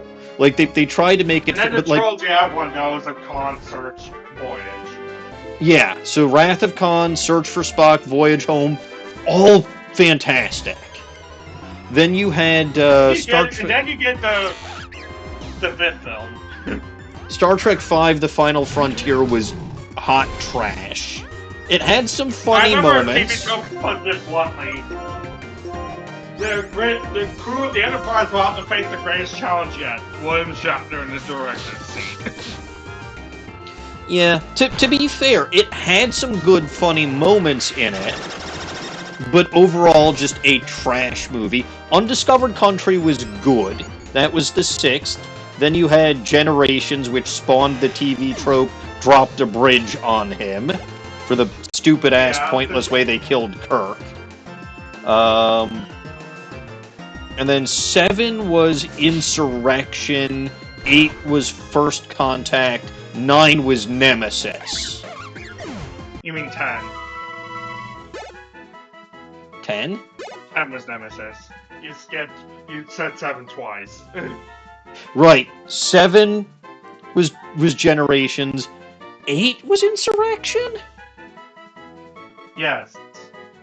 Or was 8 First Contact? I'll look this up right now. Yeah. Because, like, basically you went Galaxy Quest between the 9th and the 10th. There was going to be a sequel to Nemesis that never happened. That actually did sound decently interesting, too. I mean, actually, if you want to get technical, the sequel to Nemesis is the first Star Trek movie in the Kelvin universe. Yeah, sort of. 2009. But to be fair, that was also a great film. First Contact was before. in general is great, similar to. Okay, yeah. First Contact was before Generations. That makes sense. Because First Contact is good, Insurrection is horrible. So it goes Generation, First Contact is 8, 9 is Insurrection, and then 10 is Nemesis. Unless you watch Galaxy Quest in there, in which case the cycle continues. Yeah. But yeah, Thank you, Snowy.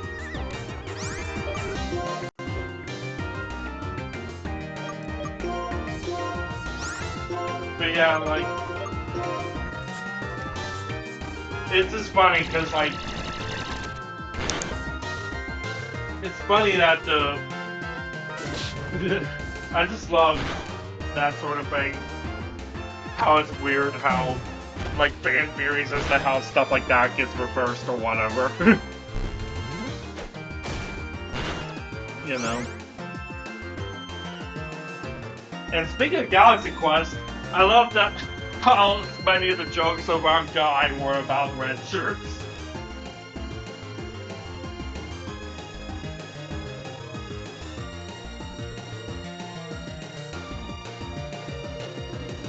Hello?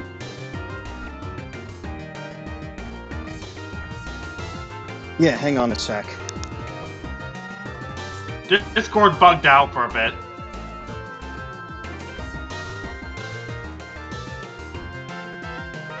Hello?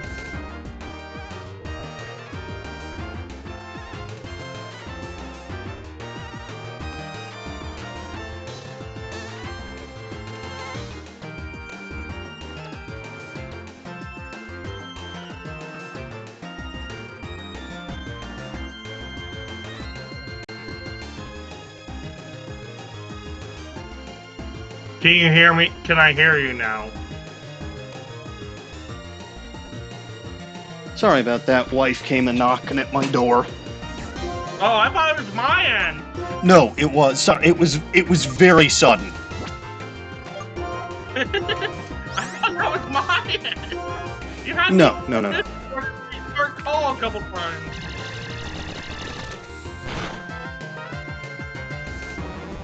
But it's fine. Everything is fine. She just had, she needed to let me know that there was something that I missed while I was helping her with the groceries that's mine and where I can find it, because it's kind of important. Yep. In any case, as I was saying...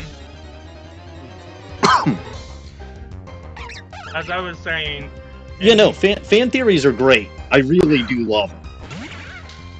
Speaking of that, I like how a lot of jokes about Guy in that film were about red shirts. We gotta get out of here before one of these faces goes Guy! Yep.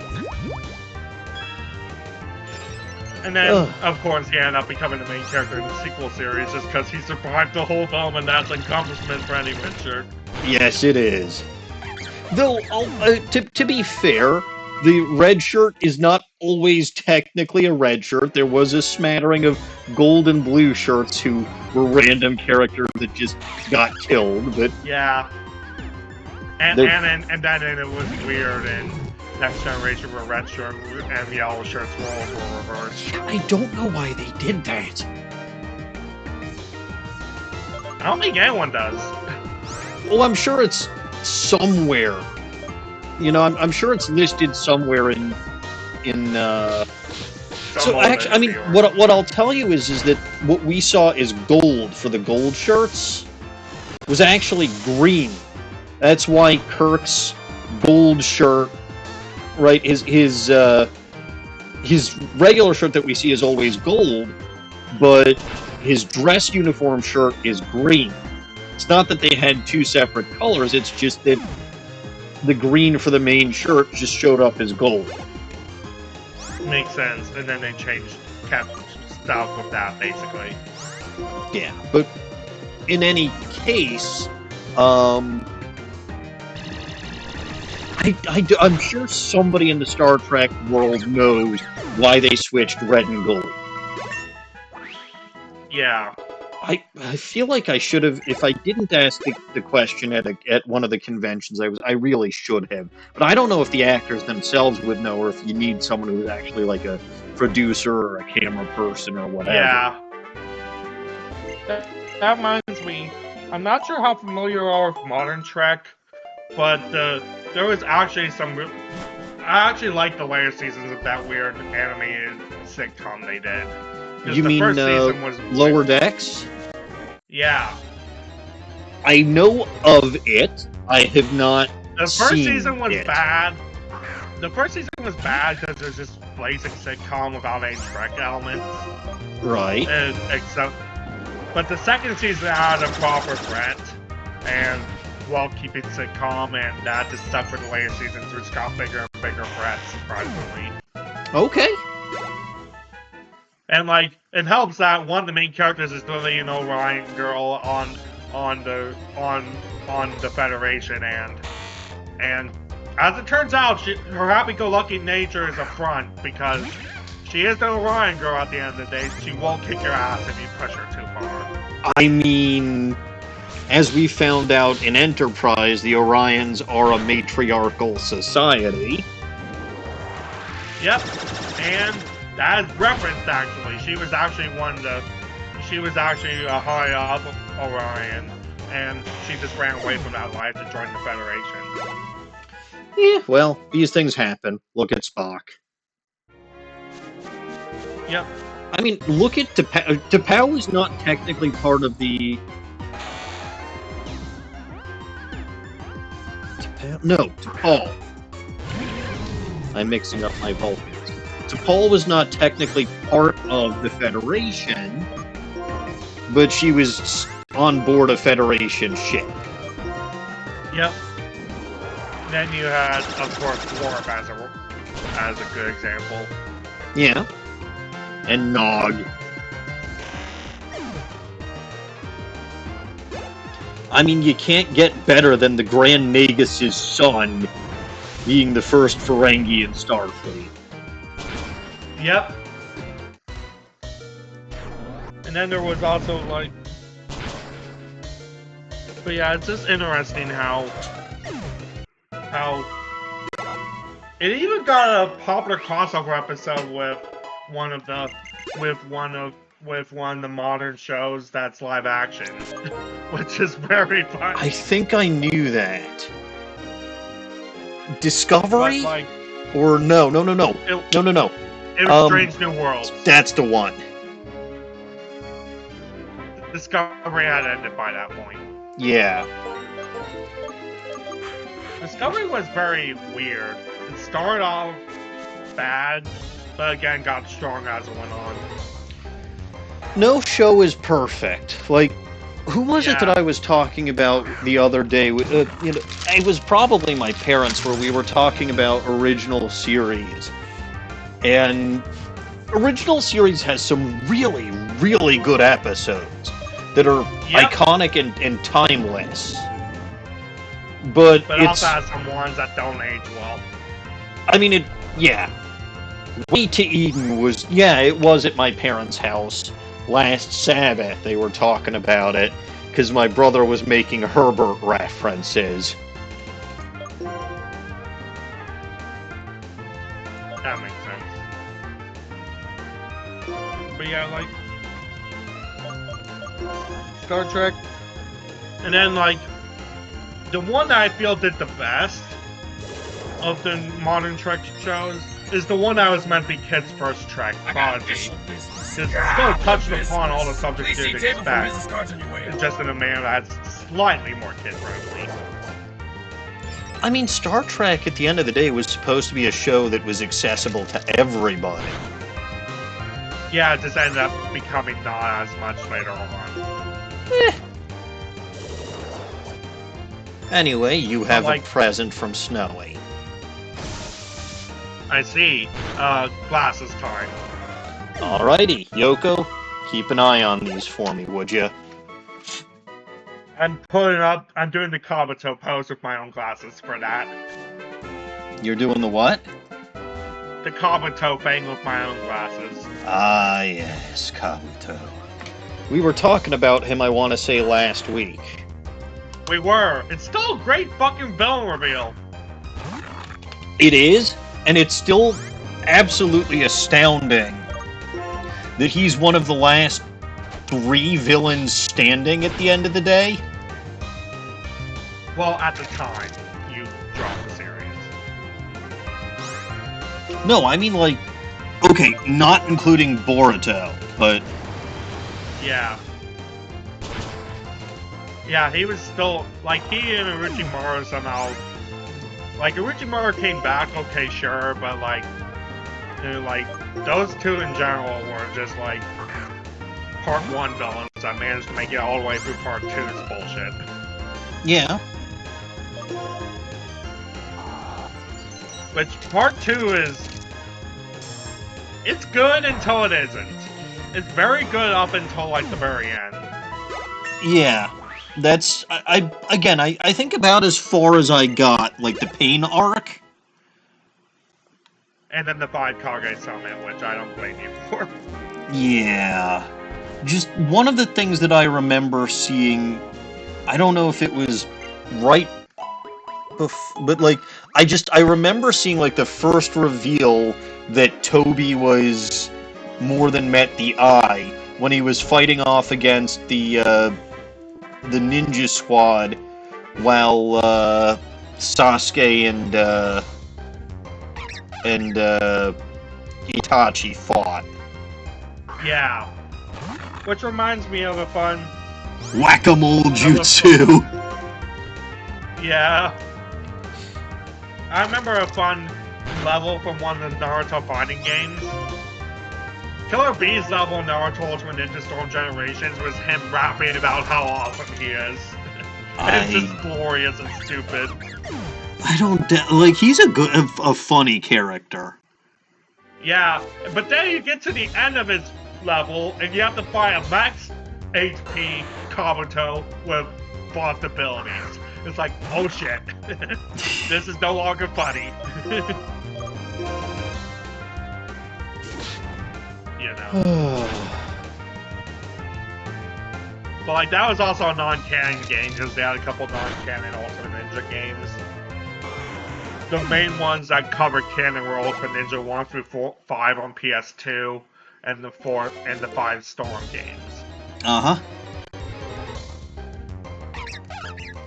They had a few Ultimate Ninjas on PSP as well as a gacha on the, but it's since been shut down as gachas tend to be. But at least completed the story, which is more than most gachas can say. Gotchas.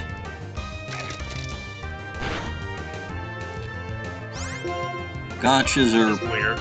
Well, I mean, they're addictive. They're meant to be addictive. They're meant to lure you into giving them money.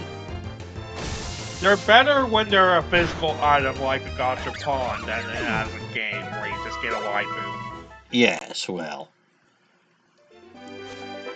It's better to get something physical out of it than something that you'll inevitably lose once that disservice happens. Yes. Although, to be fair, just getting a bunch of junk hanging around your house is something that your wife may not appreciate. Your real wife in that case, but yeah. I only have the one. I'm talking like compared to waifus and stuff. I'm talking like. Oh yeah, I did say the waifu is sitting here next to my computer, and she is. We get the point. Yes. Like, did I tell you the story of when my wife first saw my Yoko body pillow? Oh no! Oh boy! I mean, first of all, the thing that you have to know is my wife is actually very chill. So I know. She saw it, and she looked at it, and she looked at me, and it's like, should I be jealous? And you know what I said to her? What? I said to her, no, you can snuggle Yoko anytime you want to. Good. I mean, yeah, she's a great character too in that. She is. Logan is a masterpiece. Joe actually started watching Gurren Lagann because of and he finished it. I want to say he finished it like last week or earlier this week. I don't remember, but it's a good. And Yoko is a character that's like almost perfectly designed to my tastes and preferences. Redhead, complete and total badass. Like, she's not just a character who hangs around and does nothing. No, she's actually very significant to the story. Yep. Her personality is great. Then there's also like, oh yeah, it's been 5 minutes by the way. Good. But then there's also been like, speaking of Yoko, I mean Gurren Lagann, one of my favorite over-the-top animes ever is which is a parody of Fist of North Star. I've heard of it, I've never seen it. It's a special breed of insane. I'm sure. You got, like, let's take a look at the main party. Let's see. The main character, a dark-skinned guy who controls nose hair and has a giant blonde afro that houses Elvis inside it, among other things. Okay.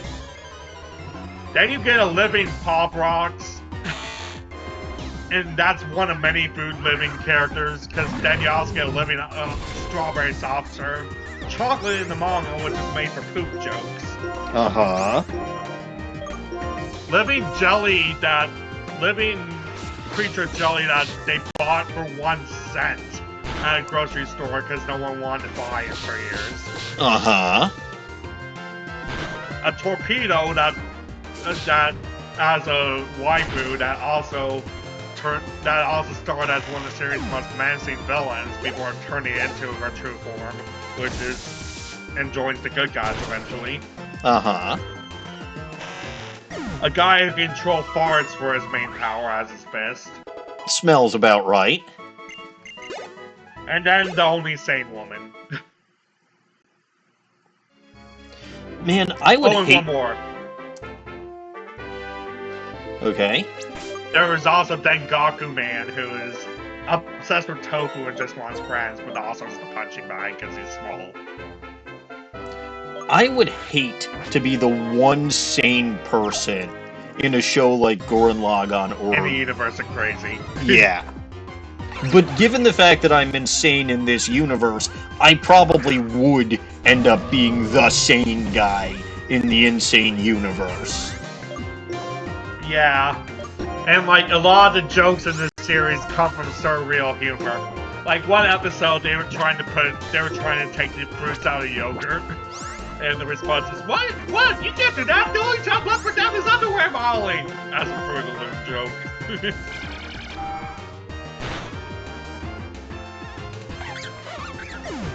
You know. Yeah. And then there's the best part is that the dub is unironically supported by the creators of Speed better than the sub. The narrator becomes a main party member in the dub, whereas he's just a normal narrator in the sub. Breaking the fourth wall, the narrator is actually part of your team. And he actually gets the most character development in the show. You know, I believe it. And then it's also like, it's also funny because like the show turned getting canceled from the Japanese version into a plot point. And then, because the manga finished, but the Japanese version never, the Japanese anime adaptation got canceled early as the studio went under. So it turned it into a plot point. Fascinating. And then, the best part, and then like, there's one scene where they find a cursed board game, like a shadow game. So in the manga, they're defeated by summoning Slifer! Yeah, that makes about as much sense as anything. Slifer, the executive producer. Yep. But like, it's so stupid. It's a funny little... It's a stupid little show, and I love it so much. And the manga never finished in English, but there exist English translations if you know where to look. It did finish in France, though, because it was very, very popular in France and Spain. Of all the places that it finished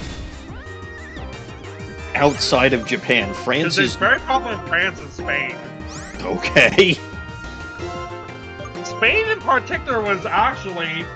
It actually was originally going to be a throwaway dub there, but it became the prime go-to example of how to dub an anime there, to this day. I mean, to be fair, right, I get the argument sub versus dub, but some of the dubs that I've seen are really, really good. Yeah, and like, some of the subs are really, really bad. It goes both ways. Yeah. Gurren Lagann, I will say, is one where the dub is fucking fantastic. Yeah. One where I say the dub is...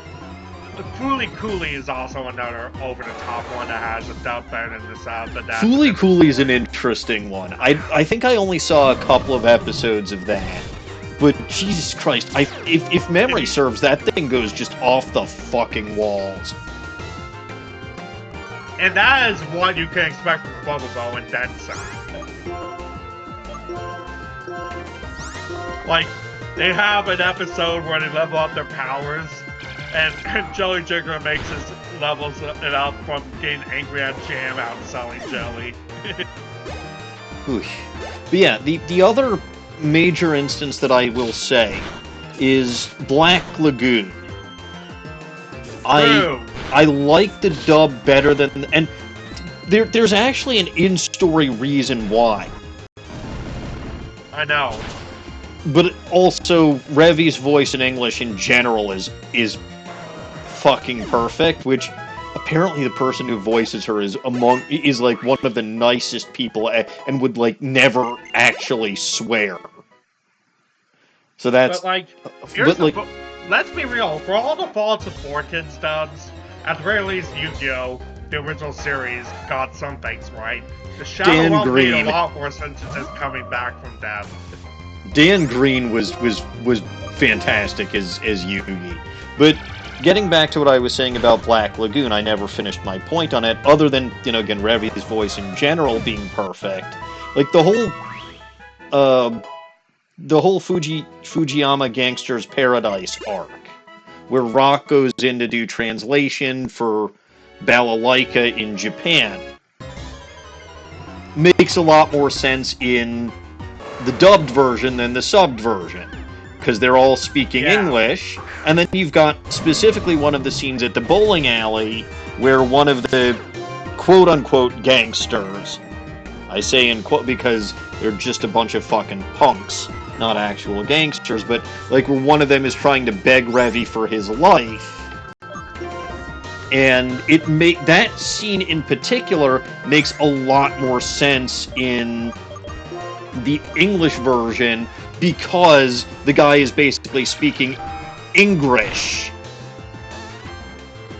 And like it's difficult for Revy to say, "I'm sorry, I don't understand. You're speaking Japanese," or she's trying to say "speak English" or whatever when she's speaking Japanese.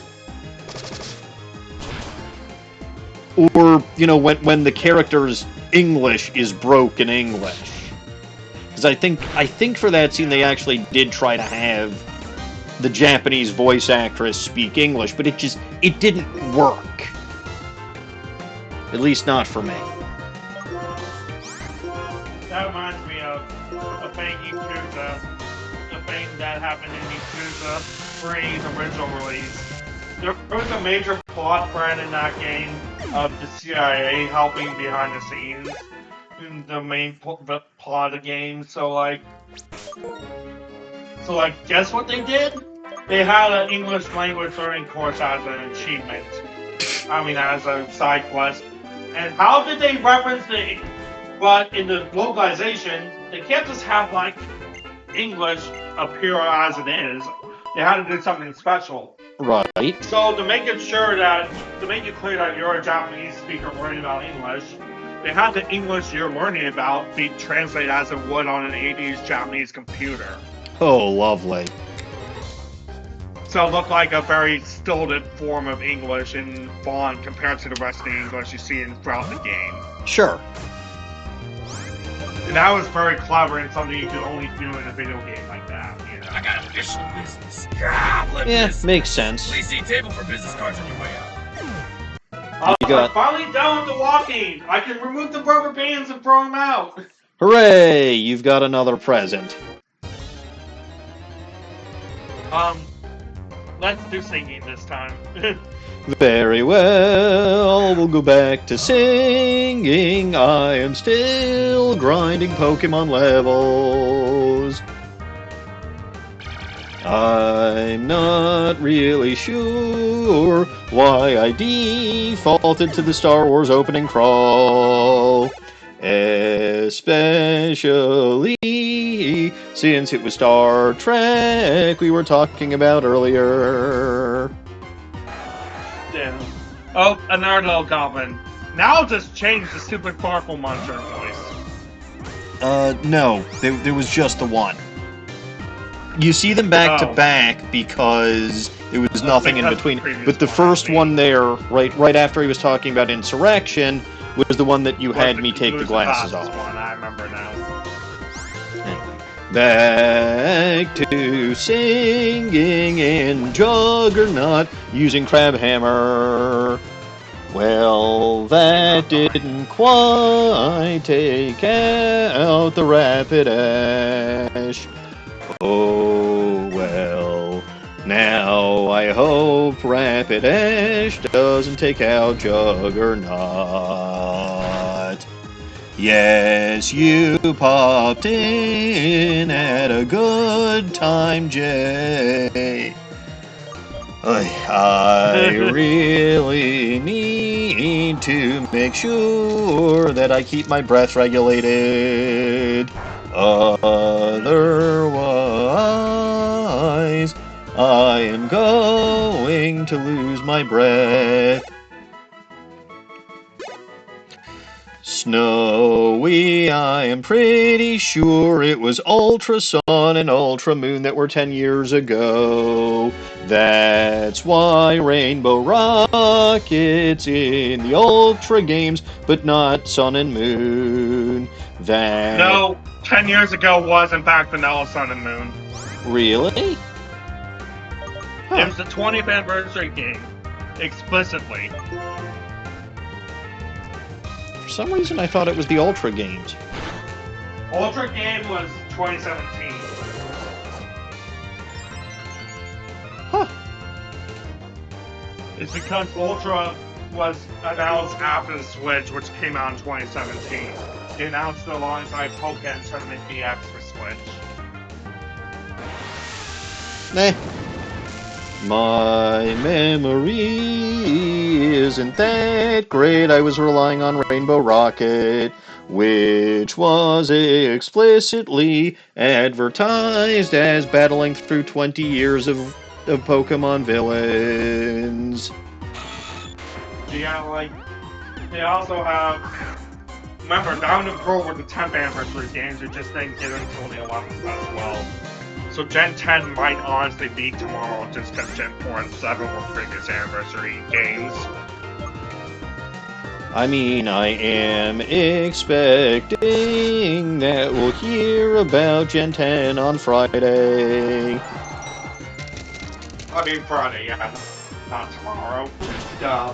It will likely be tomorrow before I finish this stream. No, it won't. No, it won't. Also spent 5 It'll minutes. be close, though. It'll be very close, though. Yeah, very close, like half an hour off. Yeah, and by the time I get everything all set up and the thing loading to YouTube and all that nonsense, it probably will be Thursday. It's a bit of a problem. But honestly, I wouldn't have it any other way. I enjoy doing what I do. I think it should be pretty clear that I enjoy doing what I do. I wouldn't have just gotten myself a new gaming computer if I didn't enjoy what I do. I figured. I didn't want to. Because again, there's fundamentally nothing critically wrong with this laptop. Okay, it gets a little warm at...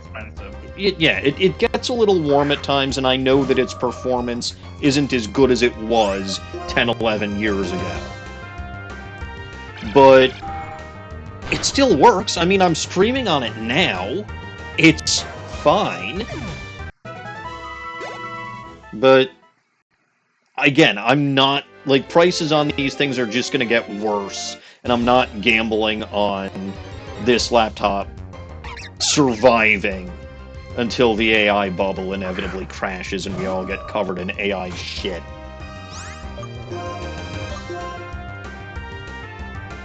Like, I know the term AI slop has been thrown around a lot. That's far too forgiving of a term for it. Call it what it is. It's AI shit.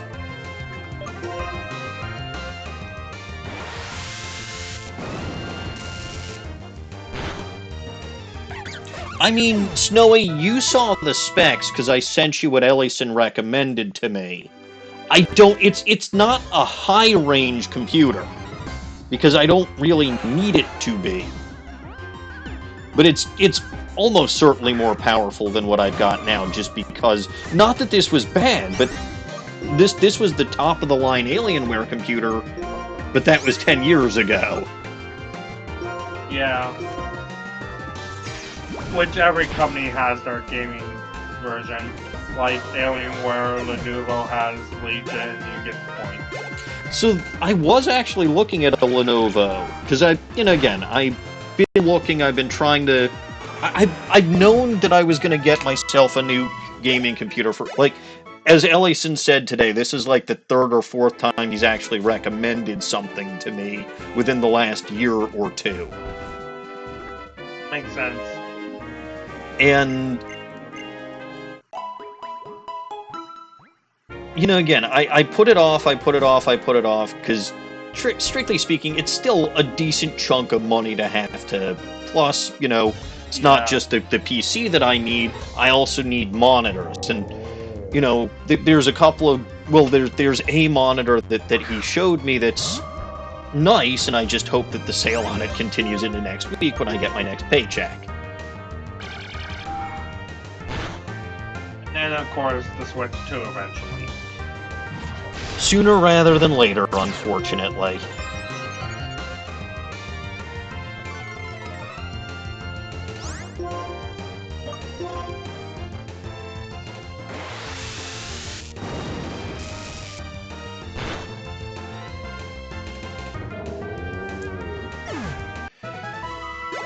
But anyway, that'll be when it'll be. Even when I get it, I don't know if I'm going to set it up immediately. I mean, first of all, I do still need the keyboard and the mouse. I actually happen to have a keyboard and mouse hanging around. Not that I use it with my laptop, but it just so happens that LG sent us, not Lone Guru Rumon, like the actual company LG. Logitech. Yeah. They sent... I think it was as part of a Who's Your What's It's from one of the charity events that Bulba Garden participated in. And since most of the time they couldn't send stuff to Australia, and I was the guy in charge of Bulba Garden's Twitch channel, and therefore the whatever that was, you know, that was the front for the charity event, right? Archaic, I think, actually had them send stuff to me instead of sending it over to Australia to him, which was nice. Does that make sense? Like, did that sentence that I said make any sense at all? I feel like I didn't articulate... Okay, I feel like I didn't articulate that as well as I could have, but...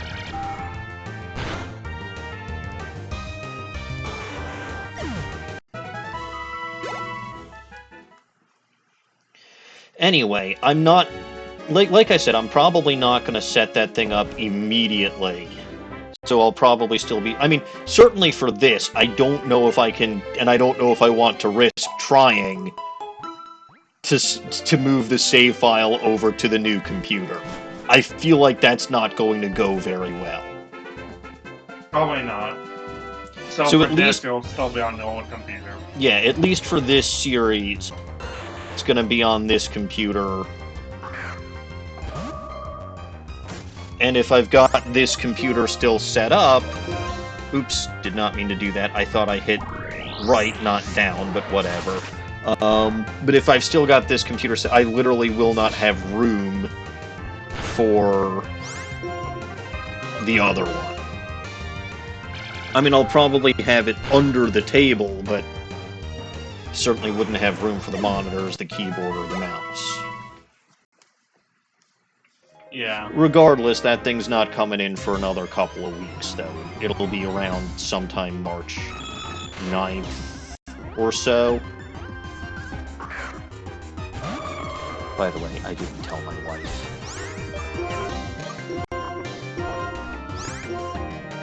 Ooh. I mean, she approved the Switch 2 expense, because I've been waffling on that, like, the whole week. And then, you know, again, I started thinking about it, and I was like, well, I think the computer is going to be a bigger necessity and a bigger expense, so let's just get that out of the way, because there'll probably be announcements before the Switch 2's price increases, so I'll at least have a warning. Yeah. Whereas computer prices are just going to keep going up and up and up. And it does have a practical purpose, because again, this thing isn't going to last forever. And even when I have the new computer set up, I'll probably just take this guy up to my room and use it to continue doing things like Civilization 3 and Star Trek Armada and other games that I've got on the computer. Like, I can still play my Steam games privately on this computer. So if I want to play Pajama Sam, damn it, I will play Pajama Sam.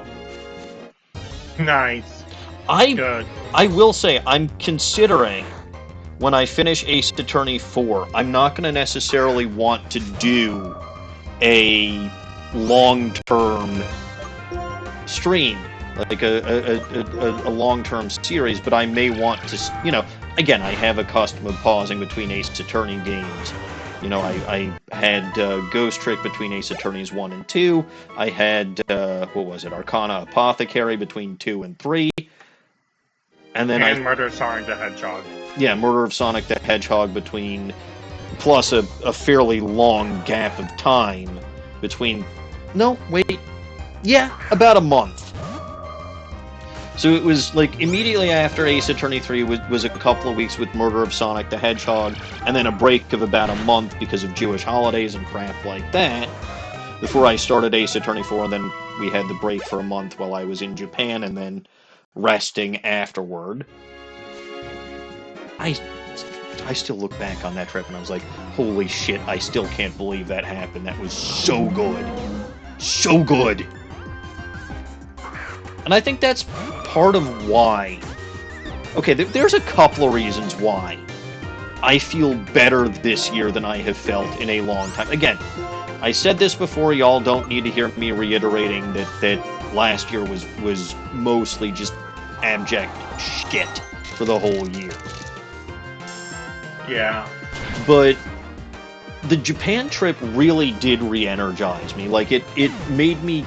And it's not that I didn't appreciate my job, but, like, I really appreciate it a fuck ton more now.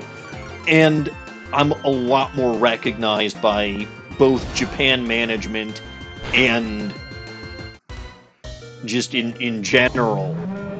So, you know, it feels like I'm noticed more. It feels like that trip was just what I needed in a lot of ways. It really was. And so Also, I just had a really moment. Yeah. And the other thing is, just, I can use my left hand. And really, that's been something that I've been so... It sounds so trivial.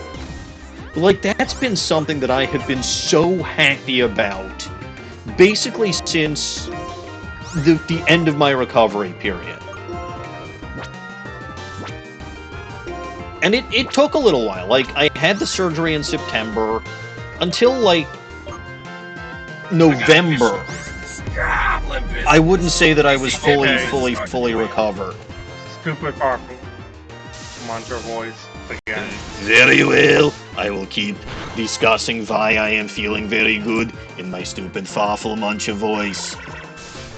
So it's also, the year is over, but, like, I have also gained an appreciation for something that I previously took for granted, and now I have learned that the use of my left hand is not something to take for granted, and I am appreciating it a lot more. Plus, I am able to do everything this year, whereas most of last year I had many restrictions on what I could and could not do without either massive amounts of pain or I just literally could not do it.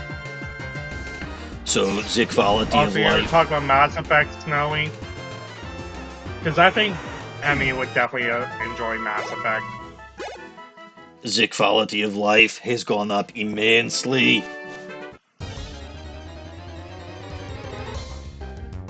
Yeah, I think he would enjoy that series. As for Mass Effect, I am slightly aware of it. I believe... Well, here's the biggest question, because on this channel, I will only play games in a series where there is at least one cute redhead. That is the rule. There is definitely a cute redhead. Excellent. There's also cute aliens. I am not as much into aliens as some people are. But yeah, there's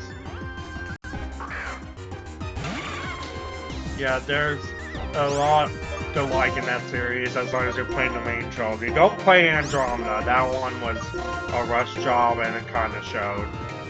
These things happen. It is unfortunate. Yeah. Yeah. It is unfortunate. Unfortnite, if you will. I have never played Fortnite, and I never will. I know, I just had to make the joke. Yes, making jokes is always an appropriate thing to do on this channel. We like to have fun here. Fun is not verboten.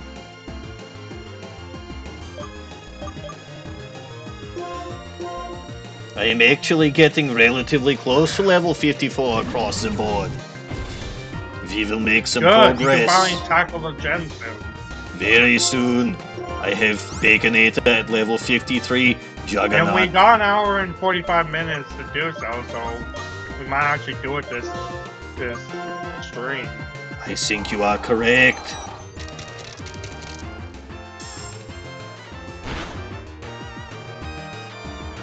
Also, Regardless. 4 minutes. Again, there is so much that is already on my plate, and so little time that I have to even consider what to stream. Yeah. As I have I think you mentioned, gotta make that on the voice. yeah, as I have mentioned, after this game, I am probably going to do either Knights of the Old Republic or the Mother series. I am actually leaning slightly more towards the Mother series at this point, because that is more content over a longer period. Also, the Mother games are pretty I mean, fucking Kodor has a fantastic. sequel too. Yeah, but the Mother games are pretty fantastic. Yeah, so it's Kodor. Okay, fine, but I'm at least familiar with the Mother games and how fantastic they are. Fair enough. Yeah, each to their own, Snowy. Each to their own.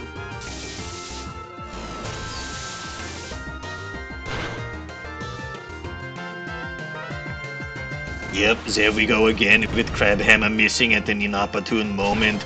Oh well, this shit happens. Jitterbug has fainted. Wait. Did it used Fire Blast on the other Rapidash? That was actually a clever move. You don't have to do the voice anymore, remember? I don't look. At some point, I just do these things subconsciously. Like 5 minutes ago. At some point, I just do these things subconsciously because it's like I do stupid voices, and it just kind of sticks. I'll slip back into doing it for some reason. Yeah, I said That was- like 3 minutes ago, you got a man left. That was a clever strategy that it did, where it used Fire Blast on the other one because it had Flash Fire and it just powered up its move. You'll see that shit in this game. Yeah.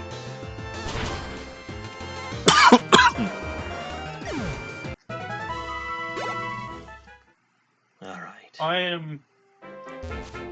Let me just... I still need to kill around 3,000 more enemies, so that's gonna take forever. Lovely.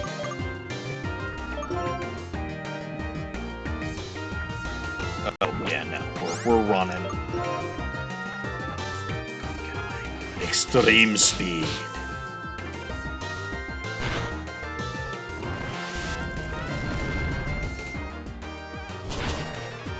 Oh, well.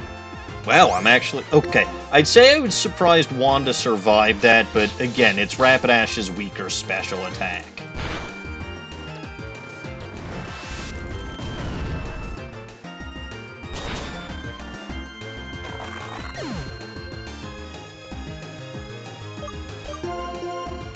A good chunk of my team is out cold right now, which isn't great, but whatever. Still can't get away, dear God. And it's because Ninjask is so fucking fast.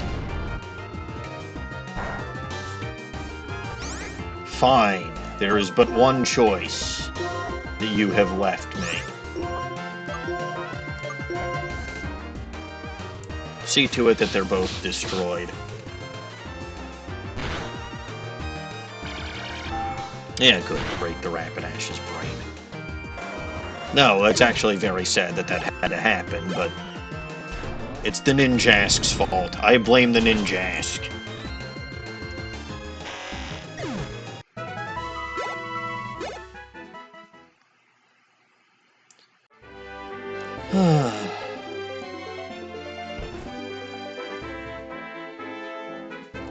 But yeah, so honestly, again, after this, probably at least Mother 1. Maybe we'll go to Knights of the Old Republic after that. I don't know. But I do think that after I do think after Ace Attorney 4, I might have a brief week or two where I stream something stupid like Pajama Sam. Which, to be fair, Humongous Entertainment games are great. Oh, they are fantastic. They really knew how to stretch. They really knew how to stretch the LucasArts scripting utility. Yeah, no. The old Humongous Entertainment games were really something. Like, there's a reason they somehow managed to make a baseball game out of an adventure point-and-click engine. Also, like, they managed to even get FMVs out of it with Steve for the Blues Clues ones. You know. So yeah, again, it's going to be a little while before I finish off Ace Attorney 4. We're on the final case of the game, but I'm struggling to get anywhere. Just because... Yeah, it is ME we're talking about. Right. And also because there have been a lot of wheel spins and Little Goblins Know Best and stuff like that, which is more disruptive in a game like in this game, if I've got to do a stupid voice and beat Tsundere for Melee, I can do it while still gaming. Whereas but if I have... game where you have to actively think it. Well, not just a game where I have to actively think, but a game where where I'm doing the voices and trying to read the script. I can't read the script if I'm being Tsundere for Melee. Right? So some of the things are more disruptive, which is fine. Like, they exist to be used. I wouldn't have the rewards on this channel if I didn't want people to use them. At least not for Ace Attorney. Because you could disable them for just those streams and then re-enable them, but that's too much work. Regardless, this channel exists more so for people to have fun and be entertained. The gaming is kind of just something I do sort of in the background. I mean, I'm not saying that it's incidental, right? It's not just incidental. Yeah. But like, the main reason that I like having people... And we got into this last week, but I'll always reiterate. I want people to have fun and be entertained. That is always my #1 priority.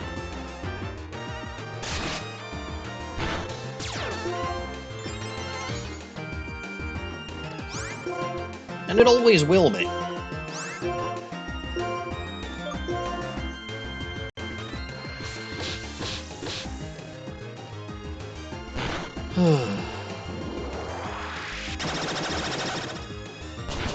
But yeah, the other thing is I'm not going to be able to stream Ace Attorney next week, right? So on Monday the 2nd, I'm not streaming in the... Like, I am streaming on Bulba Garden in the morning, as I mentioned earlier.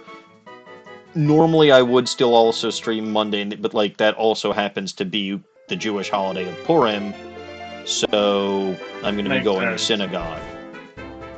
And then getting drunk. I suppose, theoretically, I might be able to start late that night and have a drunk stream when I get home, but... not the greatest idea.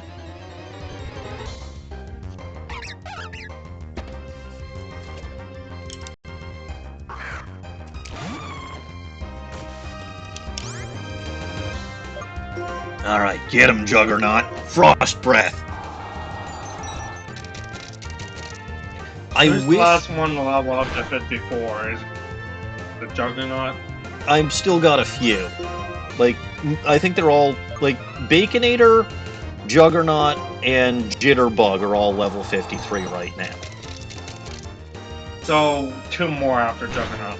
Yeah, but, like, again, Juggernaut, of those 3, Juggernaut, I think, was the furthest away. And, again, the Lucky Egg is making this a little bit better. Yeah, a lot better now. Well, you're halfway done with 53 now. Yeah, yeah. I think Is that Juggernaut also? Juggernaut's in a group where it doesn't need a ton of XP to actually go from level to level.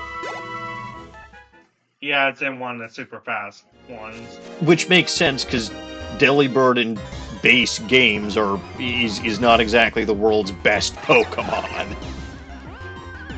Yeah. It's actually quite bad. Which is why I really want to use this one here, because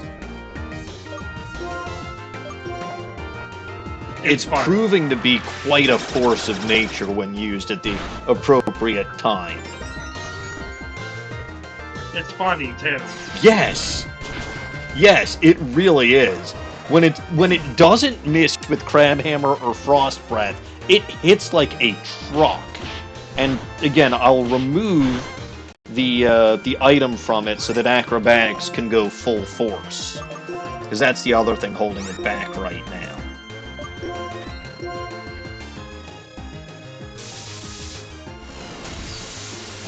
Well, I just gotta... Well, now that I'm mostly done with my grind, this grind has taken me multiple years of forgetting about it, then starting up again, and then forgetting about it a day later. Oh, yeah. Like, I've only been actively grinding this for the past 2 months. So I never Like, actually actively told grinding. you what I'm doing in Breath of the Wild right now. I told you what I just finished doing, but I didn't tell you what I'm doing overall. Grinding Korok seeds, I'm guessing. Actually, no. Killing all of the Taluses and Hinox. Oh! You have to do it before a Blood Noon, remember? I don't think I have to have them all dead at once. I think I just have to defeat them all once to get the medals from... Yeah, to get the medals from Kilton. Yeah. Because I did defeat all 4... Like, even in my first playthrough of Breath of the Wild, I did defeat all of the Molduga. And then, in this one, of course, I defeated all 4 of the Molduga and a Moldu King, which doesn't technically actually count towards the medal. Same thing with that Igneo-Talus Titan that I killed as part of the DLC as well. The DLC, Yeah. I wish there were more things like that. Like, it's actually quite interesting to see enemies like that are just... Like, I don't understand... Like, they did it for the Igneo-Talus, where they gave that a giant/Titan form. But not for the Frost Talus? Yeah, that's weird. A little bit. And they gave the Molduga a Moldu King, but not like a Silver Hinox? Because Hinoxes follow the same color scheme as, like, the Bokoblins, right? You start with the base red, then you've got the blue, then you've got the black. But they never get strong, right? They don't have the silver. Whereas the goblins go on to silver, and then in Master Mode, of course, it would be gold, but I'm not playing in Master Mode. I don't think I've got the skills for that. Like, even though There's a I am... little in the Great Plateau on Master Mode, just to give I you know. a glimpse of how much... I know. Even though I am much better at the game in my second playthrough than I was in my first, which one can hope, I'm still me. But like, I still have the same old stupid strategy where you hit me and then I hit you back harder. Because I can't fucking do the perfect dodges or the... Well, okay, I can do the parrying. Like, I have parried Guardians to death. I've parried, a couple of things, but I'm still not great at it. Yeah. In any case, as I was saying, like, I've been doing this off and on for 5 years since I beat during, but I'm doing it again this time. But trying to get the secret episode, I've been doing it off and on, and not for very long. Like, I've only been seriously grinding it since December of last year. So, like, 2 to 3 months. Mm-hmm. And I'm getting close to the end of the grind after 5 years of off and on and 3 months of actually seriously trying it, so... So, the other thing is, I might actually try to find at least enough Korok to max out my inventory. I've already maxed out my bow slots. I am 1 away from maxing out my my weapon stash. And then I think I've done my shield stash all of twice, one of which was specifically because of the Hylian shield, and I didn't have a slot for it, and I didn't feel like dropping a Royal Knight's shield or a Savage Lionel shield for it, even though it's got 144 defense.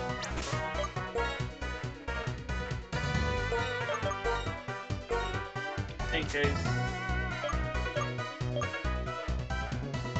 I'm definitely gonna pass out after this stream. If you need to leave early, by the way, please leave early. Like, don't stick around for my sake.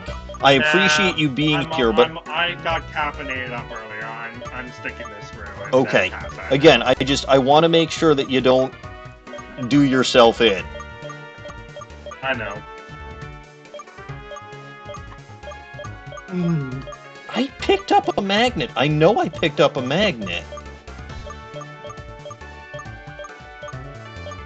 So why am I not seeing the magnet?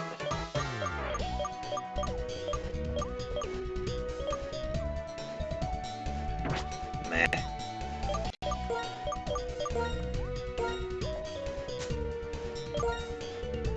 Give that quick claw back to Strawberry. Take the item from Juggernaut.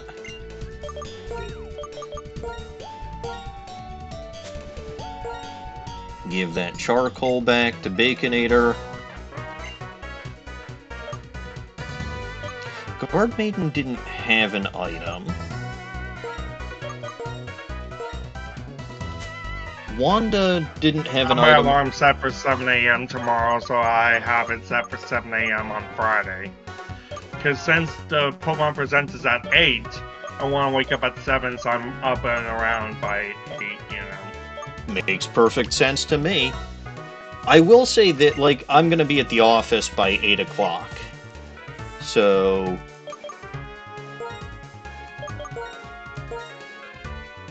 I swear that I had a magnet. I swear that I had a magnet.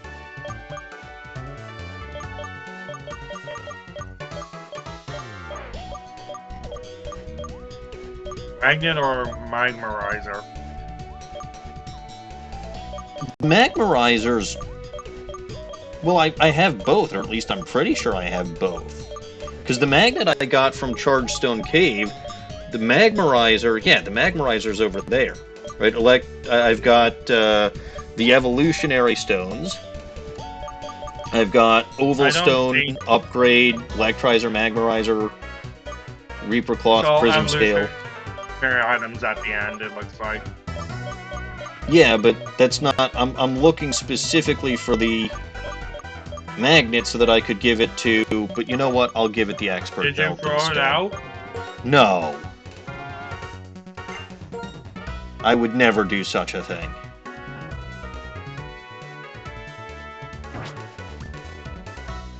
Kind of on accident. I don't think so. Just offering a suggestion. It may be. You know, Or maybe the game just does stupid stuff with inventory occasionally. or maybe both. Or maybe both.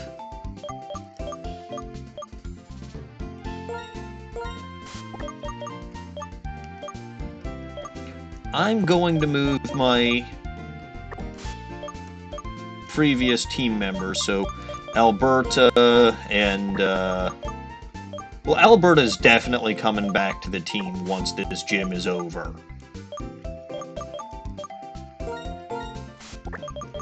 I don't know about Rust. I think Galvantula is going to be a better team member. Not that Scolipede is bad, but Electric is a much better secondary type for a bug than Poison is in a pre-fairy game.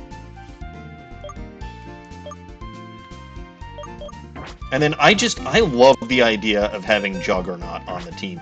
Even if Juggernaut unfortunately can't learn Icicle Crash, which I don't think he can.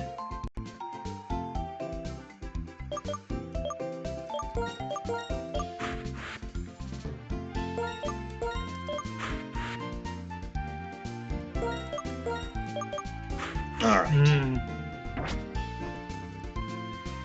Because Icicle Crash would be a great move for Juggernaut to learn. It's a strong physical ice type move. And again, that adamant nature means that Frost Breath is doing less than it should. Yeah.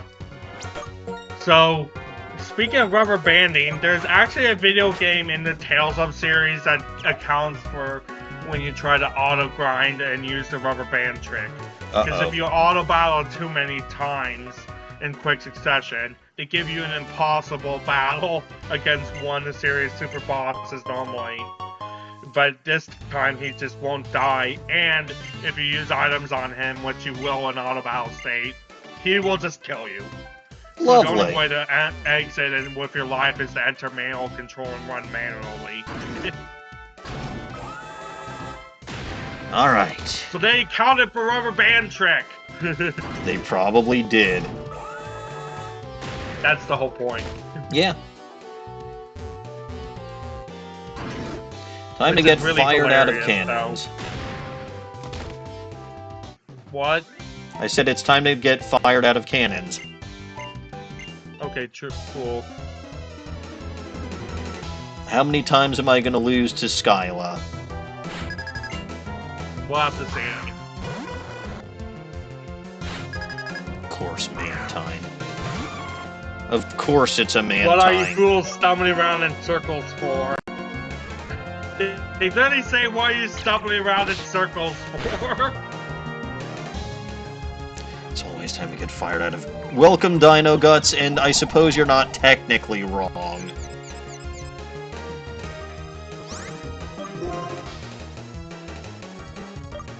Alright, send out Wanda. That acrobatics did a good amount of damage, though. I'm happy about that. I can live with Aqua Ring, because it's just going to get clobbered by a Thunder Punch. They literally say, why are you stumbling around in circles for? That's awesome. They literally accounted for the rubber band trick in that game. That is amusing. Jesus Christ! A Charizard! Okay, I know it's a flying gym. I do. But what But that's the a fully hell? evolved. And this is the first trainer, by the way. Yep. Okay, it used Wing Attack. And it was apparently going to use Wing Attack on a Steel type. So I'm guessing it doesn't have a Fire type Right. move. Unless it's input reading, which can happen. Unless it's what? Input reading, as in it sees what you're doing and reacts accordingly. Okay, but Wing Attack on Strawberry's still not a great move. No, but it can happen in games that have AI that likes to cheat, I know. especially RPGs. I know. I am well aware that the game cheats sometimes. Strawberry is probably going to be the key to beating this gym, too. Yeah, but to be fair, I told you to trust in them last gym, and I was right. You were. I'm not sure that I've used... In fact, I'm pretty sure that I haven't used Caracosta before. Crobat's fast. It might have Giga Drain. Poison Fang, which I resist. Yep. Such a tank. Which, yeah, with that giant shell, of course it would be a tank. Not as much of a tank as Blastoise, because Blastoise really has the tank cannons. You well.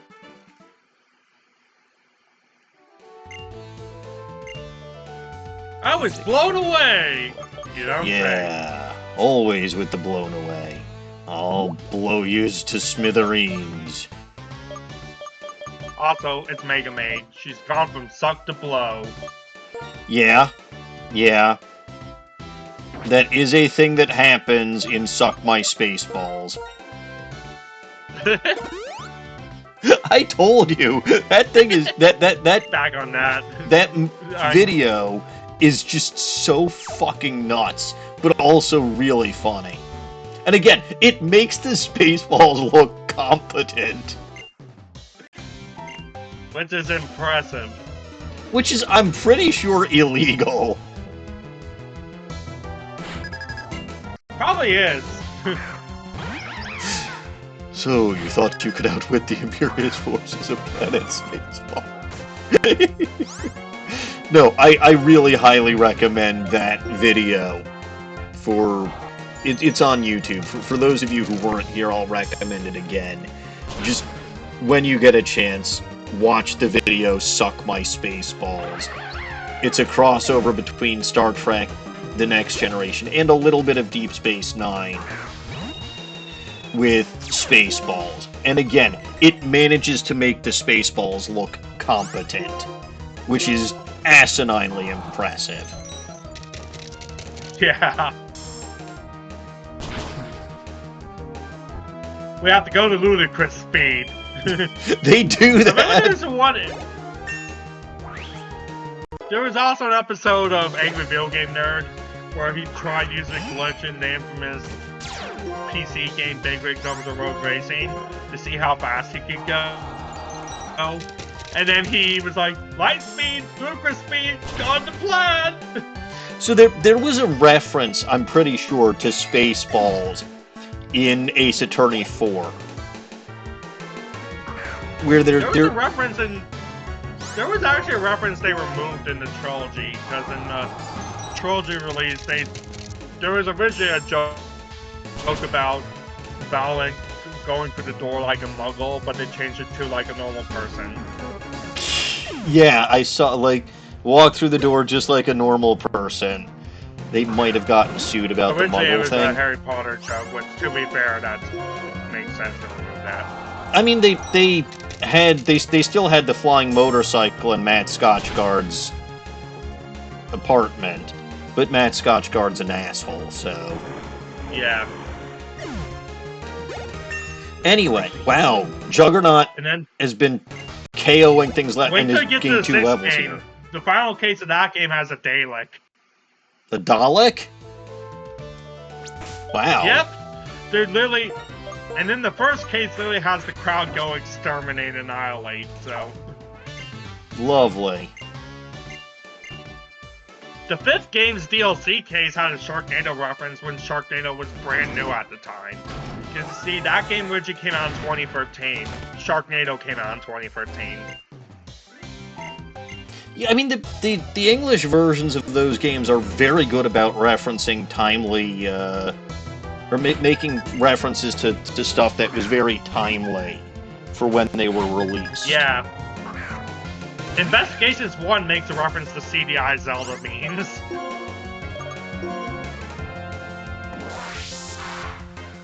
You can also run into Salmonella, and he makes an over 9,000 joke, naturally.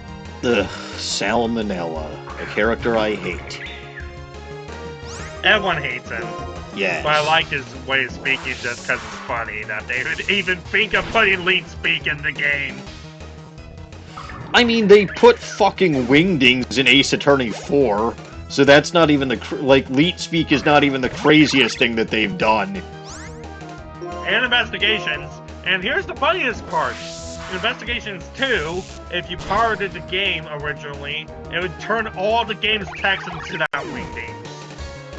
Lovely. As an anti-piracy measure. Yeah, it makes sense. It's so hilarious. I love anti-piracy measures like that. There is one in a Michael Jackson dance game from the DS where they just play very, very, very loud vuvuzelas. Oh no. I should have known.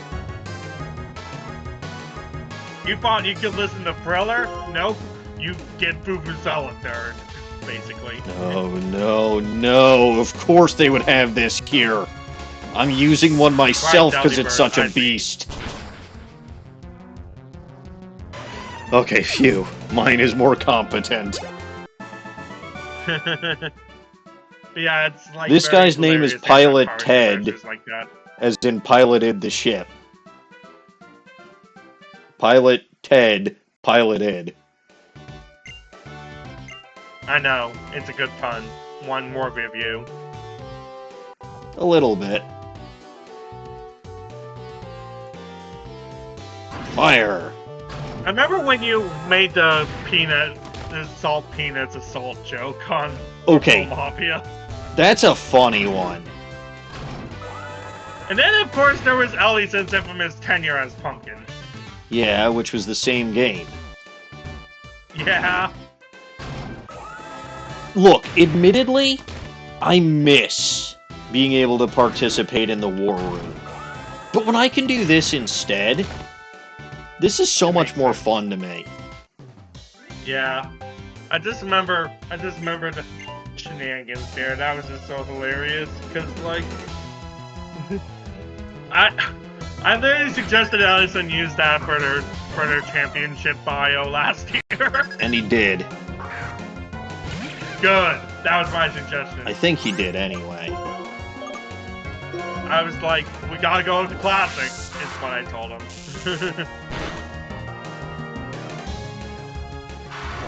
You turn. You turn, I turn, everybody story. turns. I told Deku that story recently, and he was like, wow! Yeah. Look. Because, like, it's just, like... It's one of those legendary examples of luck working against you. Yes. Yeah, so I guess... That's why Ellison hates luck-based rolls. Which is fair. For those of you who are not as intimately familiar with Bulba Garden's War Room section, which is where Bulba Garden plays its Mafia games, I hosted a game along with Snowy called Fruit Bowl Mafia, where the fruit was the town and the vegetable. To the BMU. Well, yeah, but the fruit was the Mafia and the vegetables were... Sorry, the fruit was town and the vegetables were Mafia. If you don't know how Mafia games work, there are tutorials for that all over the place. Basically, town is the uninformed majority, Mafia is the informed minority. Mafia wins when they kill enough town members to take over the votes. Town can vote off one player per day to try to kill off Mafia, and so on and so... Like, again, that's a very brief... And then you had a Peanut as a serial killer. There was a Peanut as a serial killer, but that's just because some people have allergies to peanuts that kill them. But, again, when you do this as like a party game in person, it's mostly relegated to most people don't have roles. Maybe you've got one person who's the police, or a cop, one person who's a doctor, some simple things. Maybe some more advanced roles if you're the pair on your setup. Well, again, it's a question of, are you doing this? But, like, when you're playing this online, there's a lot more that you can do, so there's a lot more stupid roles, and it just so happens that there's a role, and I'm not kidding on this one, there is literally a Mafia role that was invented as a joke, I'll admit, but it is a role called the Flying Pumpkin that shoots laser beams out of its ass. I think... It came out of Chaos Mafia. No, originally we used it on... Yeah, it's this thing. No, I'm talking like the origin on Mafia Scum. It came out of Chaos Mafia. 1 was the joke, and then became real on Chaos Mafia 2. On Mafia Scum. So if you were wondering what that particular emote is, that is the Flying Pumpkin that shoots laser beams out of its ass. And then also... Well, let me explain what it does, right? So what it does is it's got a 25% chance of being bulletproof every night, which would basically mean that it's immune to being killed by the Mafia. But you can also use it to target, right, to take aim. And when you take aim, so normally you can shoot on a 75% chance at any night. And you've got a 75% chance of your kill going through. Or you can take aim, in which case, if the opposing player is Mafia, that chance gets bumped up to 100%. And I believe if that player is Town, it goes down to 25% chance. I thought it was 12.5. I think it's 25. Either way. Either way. To the fun part. So there was another player in the game who was the Cherry, and I gave that role the Bomb because of cherry bombs. Or was it lemon. It was lemon. It was lemon. And I gave that the bomb for some reason that I don't remember off the top of my head. I guess lead acid batteries or something. It was citrus. Yeah. Regardless, so Ellison took a shot at a Mafia member and missed, or was it, no, on an independent, and missed on a 75% chance. Right, so he tried to shoot the serial killer and failed on the 75% chance. And then the next night he shot at a town, well, he then took aim and aimed at a player and then shot him the next night, who was town, and he shot the bomb on a 25% chance. And as the name sort of implies, if you shoot a bomb, the bomb explodes in your face and you die. Yeah. So, like, he and that gave him the role of most unlucky player. Yes. And that's also where we had a joke in the early days of the BMU of how to defuse the Ellison virus, which is a long story. Yeah, well. The BMU is a whole other can of worms. We've referenced it a few times on this channel. It's sort of our answer to the MCU, and it's just how we connected a bunch of funny games, or, you know, a bunch of games to each other, and created an overarching story that went just beyond what was in those. It was fun. It was fun, but then died on the vine, which, to be fair, it was going to at some point. I mean, I stopped being able to participate, right? And then then there was lack of interest. And, yeah. like, the last one we ran in BMU was LG and I's Pokemon Showdown tournament. Splat. Which was pretty cool, honestly, because it managed to make a non-Mafia game that... It was one of the first non-Mafia games in the War Room to take advantage of the fact that War Room is more than just Mafia. Yeah. So the War Room is mostly Mafia games, but it is essentially strategy games. Regardless, the other thing, I mean, I guess the other reason why the BMU stopped is because the people in there changed too, and a lot of the stories were about previous regulars, so even if I came back and wanted to revive the BM, most of the people in those stories are no longer relevant. Yeah. Myself included. And like, given me and LG, though. I mean, even LG at this point, it would be just me at this point that'd be relevant still. Yeah, I think LG is not even a staff member anymore. I think he retired. I thought he was still on the Discord staff. Maybe. He might be. I don't know.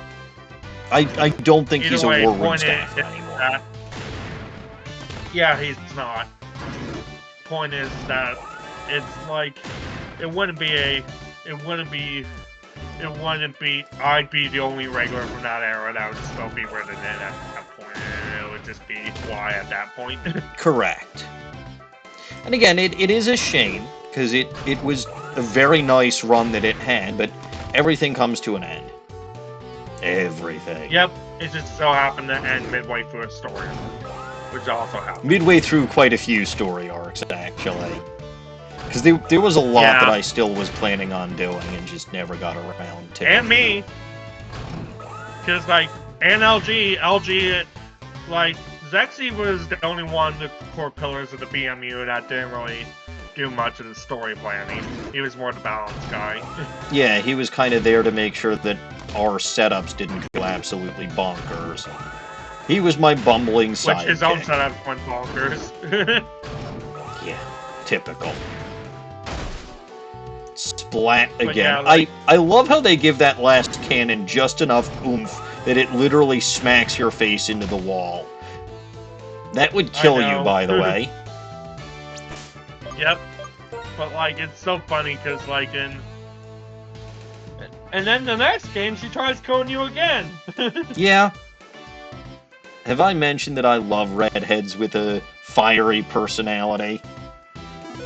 Yes. Despite fire not being her type, Skyla does have a fiery personality, and she does, in fact, try to kill you. Even if she thinks it's all in good fun. So yeah, like, in any case, with... Oh, jeez. It's a triple battle. Oh, I didn't read about that one, and that makes sense. That explains why they're all the same. That explains why they're all the same level, then. Yep. And what sucks about it being a triple battle is her Pokemon get to take full advantage of one of the more obscure rules of a triple battle. Yeah. Namely that flying types are one of the only ones that can attack anywhere on the field in a triple battle. Which is pretty... makes sense. Yeah, it does.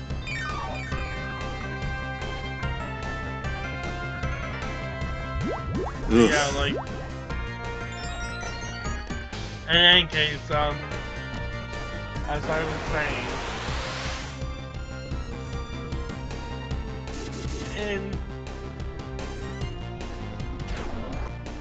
I forgot what I was saying.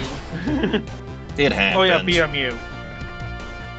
Yeah, like, cause like, the story writers start as me and you, but then of course, as time went on, LG got added to the mix and he did a lot of story, and we collaborated the last few games together. Which I still like the Pokemon Showdown idea, because like we gave everyone preset roles in the preset teams in the tournament based off the character they rolled. So it's like still had elements of beat, and like we used the replays to our advantage for the flavor, you know. I forgot hyper potions were a thing. But like it was really clever how we worked around the fact that these were gonna be preset teams.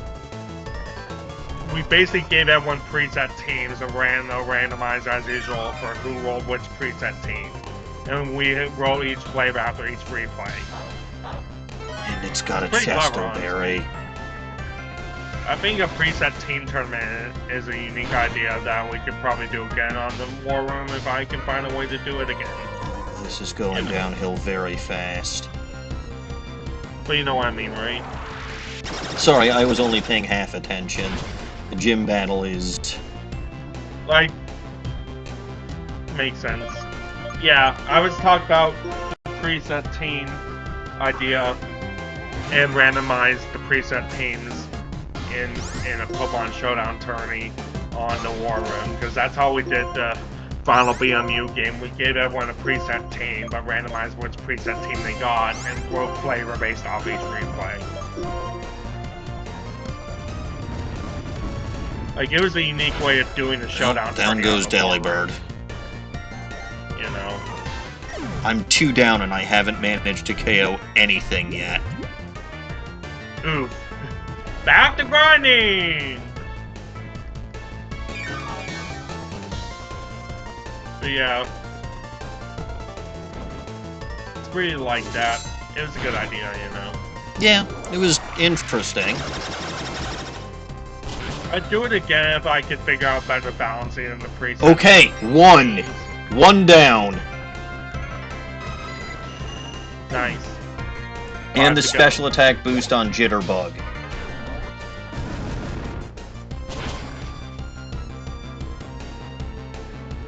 Two down. Critical hit from Strawberry. We're back in it.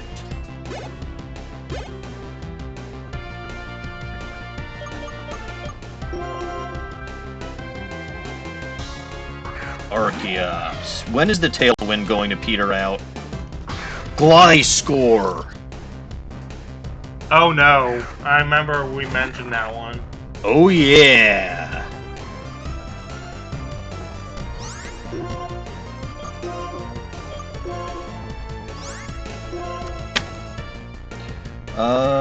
Let's see. Aqua Jet that Archeops, because its defenses still suck. And then your Charge Beam is worthless, my friend. against Gliscor, so we'll target Archeops.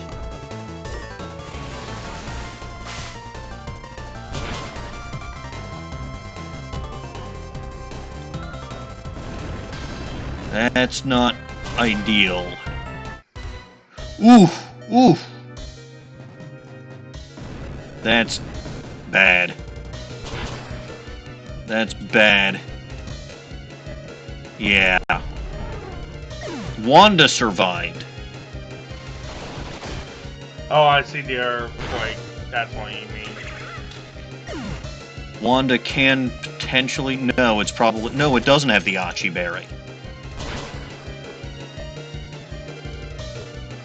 Ooh, it hung on by 1. Are you kidding me? Oh, that's always the worst feeling. It hung on by 1. And now it's gonna fling that toxic orb, let's be real. Maybe.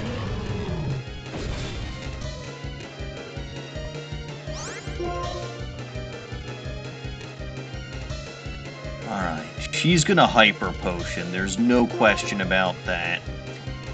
So, I think you've got the higher attack. Wait, no, you've got that. So you've got Strength, take care of Archeops. And that's Flying Gem Strength boosted Acrobatics, down goes Wanda. So now it's... Yeah, forget it. That's game over. Okay. Technically, the earthquake didn't do me in, but that is defeat number 6. Crush Call did you in, huh?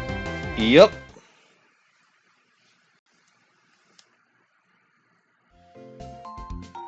Well, we weren't expecting a triple battle Inquisition. No, I wasn't. I was not expecting that. To be fair, it's an excellent format for her, and I need to set the team up accordingly. Yep. Well, now we know you can take down 2 of them on, so there's probably... You could probably do it, let's be real. It's... Yeah, it was just a couple of things that weren't the best of luck. That Tailwind also does not do me any favors. Obviously.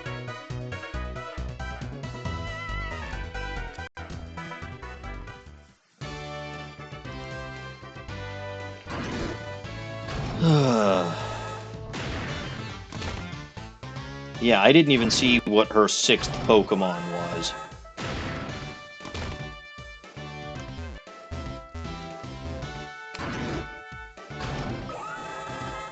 It's probably not Swanna. I don't remember it anymore at this point. Oh, right, that's what it was. Was it? I mean, They kept her ace as Swanna? yeah. Yeah. A little surprising, considering that's got a very exploitable weakness, but okay. I mean, given they kept all the others aces. I suppose that's not untrue.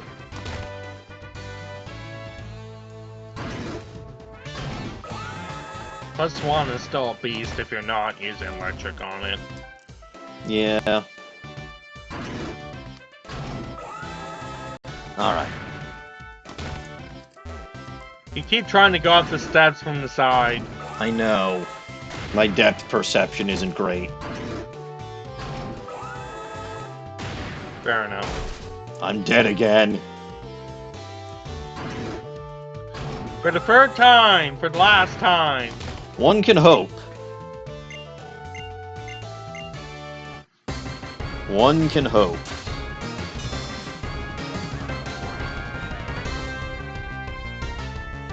Alright, so I know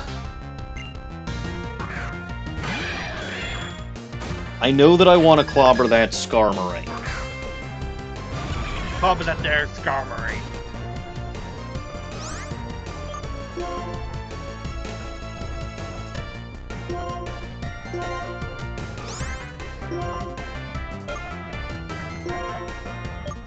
Oh yeah, did you? You said you got the command set up, right? The what setup? Oh yeah. And I used it Because for I'm the probably first gonna time. die soon. Yeah, I used it for the first time on Monday. Nice.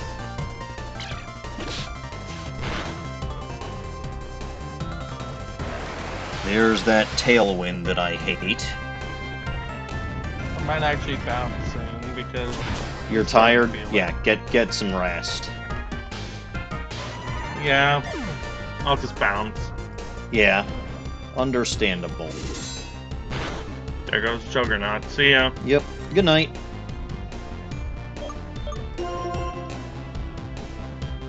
Alright, well, I'm gonna be on my own for the last hour, but such is life.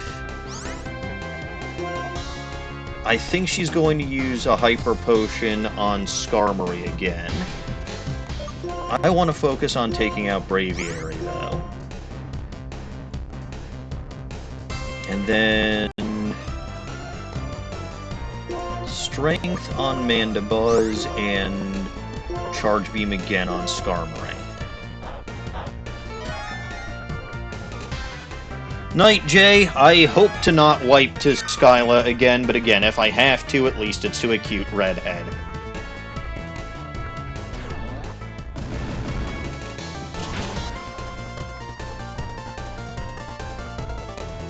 Brave Bird.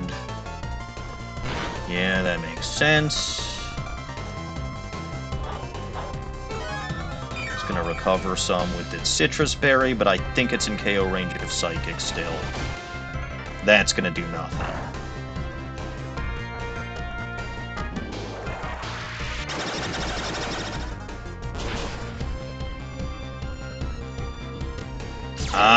Oh right, Sturdy. I was gonna say, that sucks, but no, that actually makes sense. That's within KO range.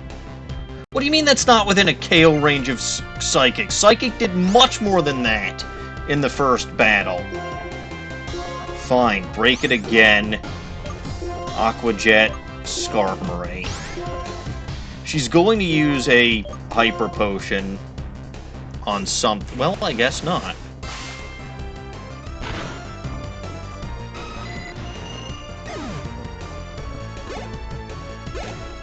She might go to sleep with... No, she's not going to sleep with Mandibuzz.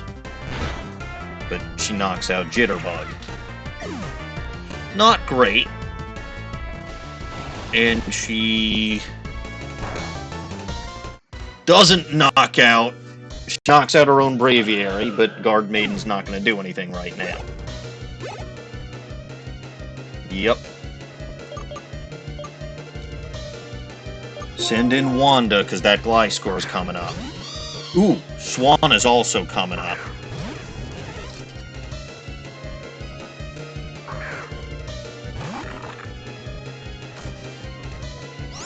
Alright, so here's what we gonna do. I think Shockwave's the best bet against Swanna. Then we'll Aqua Jet on Gliscor and Ice Punch on Gliscor. Just get that thing off the field. Boo. Ah, hello, Snowy. Hello. How are you today? The usual. Understandable. Thank you for joining me, though. MCH stepped away because he's a little tired. Oh, there goes Yeah, I'm a Wanda. little tired too, but It if I sleep happens. now I won't sleep tonight.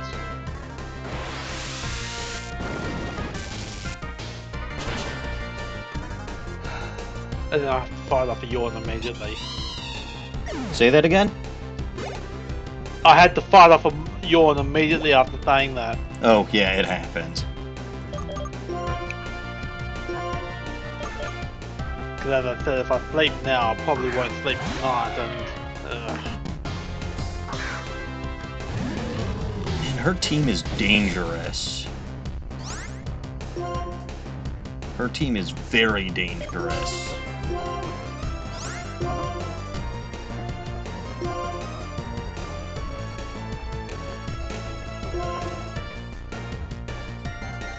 Yeah, I don't think I can win this. Yeah, triple battle is a pretty bad one for in terms of difficulty. Yeah, it sets me at a massive disadvantage. Again, especially because her flying types can attack anywhere on the field. Defeat number 7. Okay, I need to not use... I need to absolutely not use Juggernaut up against that Braviary, because that thing's got Rock Slide. So, instead of Juggernaut, we'll put Wanda in. And Wanda's got some moves that'll be at least okay. Plus resists normal, flying, and rock, which is what that Braviary has. But again, it doesn't, like, as long as anything has anything, it's gonna attack the whole field. Or it can attack the whole field.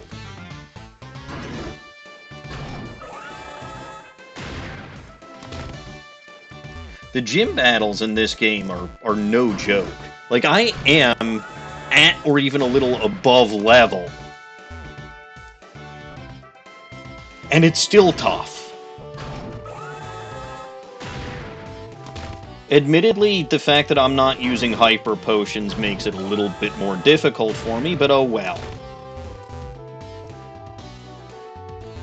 Nobody ever said that I make things easy for myself. Are you allowed potions in this challenge, or...? I am allowed to. I just don't. Might be an idea to get some potions then. I have them. I just don't use them.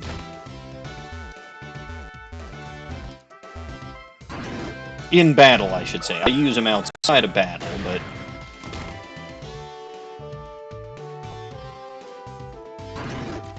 it's not really this specific, it's just me and my personal challenges. Yeah, but setting rules for yourself is still setting rules, isn't it? Yeah. That's what I meant. Yeah. I don't know. If I wipe to Skyla again, maybe I'll... But, like, even if I did use potions, I'm trying to think about when I could that would actually make a difference, because a lot of stuff just one-shots shit.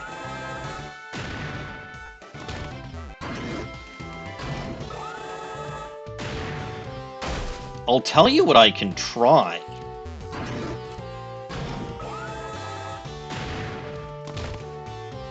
But it's a triple battle, so I don't know how well it'll work. Like, in a one-on-one battle, attempting to use Caracosta's Sturdy and get in a guaranteed shell smash is a smart idea. But I can't guarantee that that's going to work. Because something else might come along and knock its 1 HP out.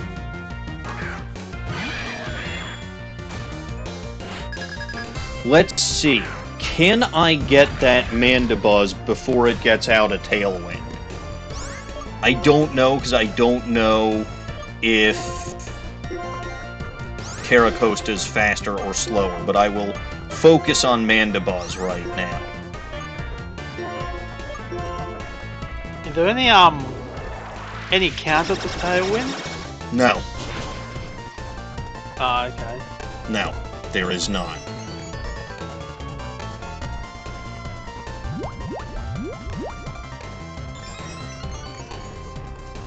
I know some of those types of moves are either way Nope. to neutralize them, but... Mandibuzz got out the Tailwind.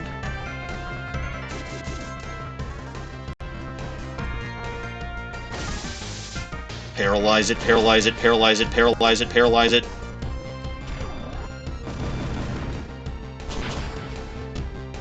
Oh well, at least Mandibuzz is down.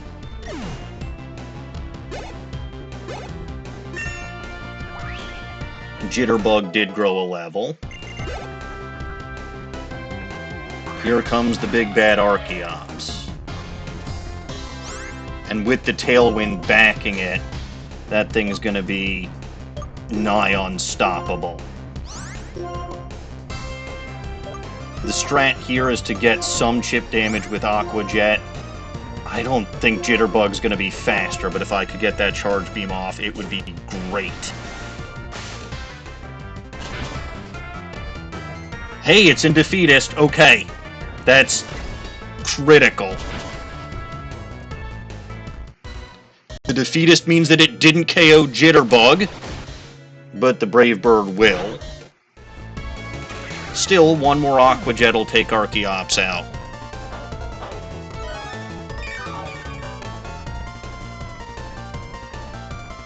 But that's why I wanted to... Like, that's precisely why I wanted to paralyze Braviary. I think now we'll send out Guard Maiden. Aha! Wheel spin, eh?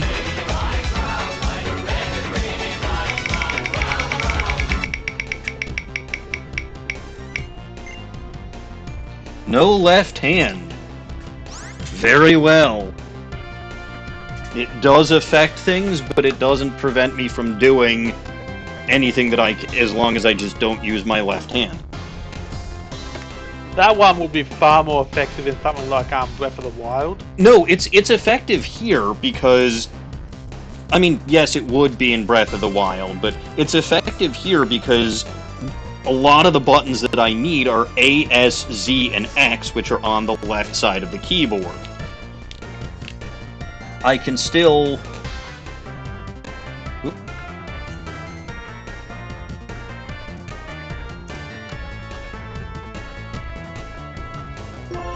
Alright, so we'll Thunder Punch Braviary.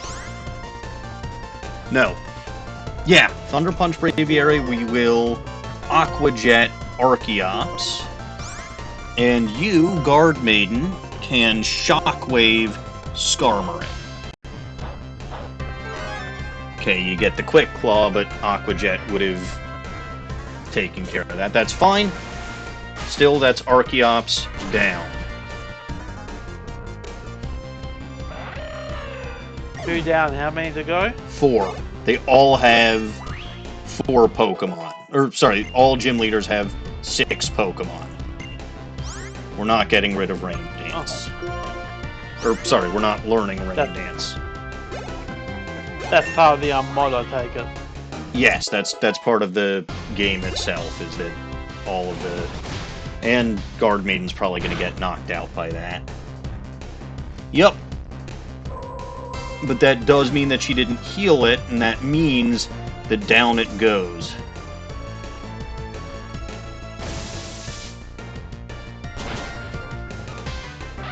So that's 3 down, I believe. So now we'll send in Juggernaut. Excellent! The Gliscor is exactly where I want it to be. And the Swan is exactly where I want that to be.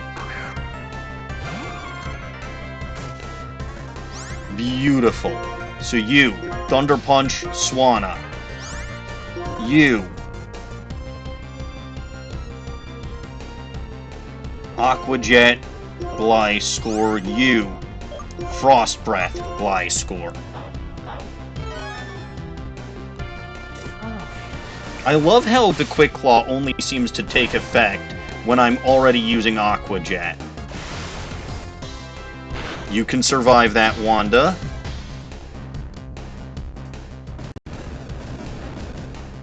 Caracosta's already moved, but Caracosta will survive that.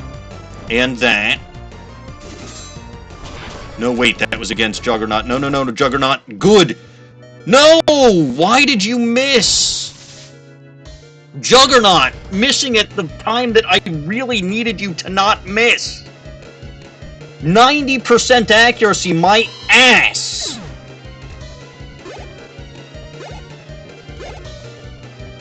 Okay, Tailwind petered out. Maybe you'll be faster this time. Wanda, you can Thunder Punch Skarmory. You... Aqua Jet Gliscor in case this fails. You Frost Breath Gliscor.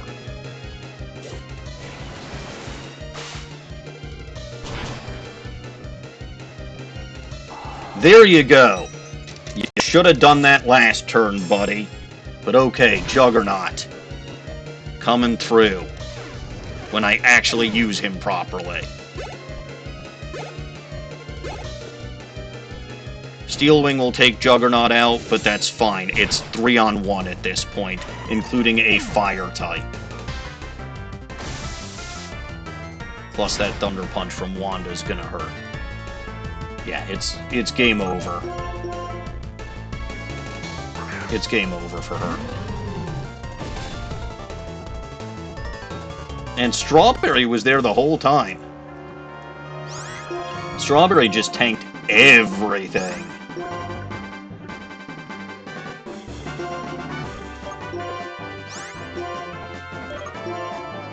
So you've got electricity, fire, and water coming your way.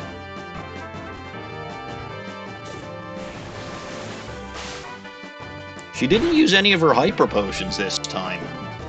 Baconator gets the KO.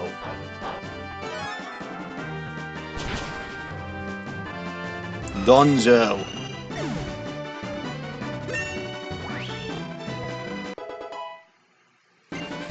But yeah, no, this is why I needed, like, there were two members of my team before. There was Rust and there was Alberta that were weak to flying. No way in hell I could have made that work with two members of the team that were weak to flying. Yeah, you need that super effective. Or at least team members that are neutral. But I do think every single member of my team had at least one move that was super effective on flying.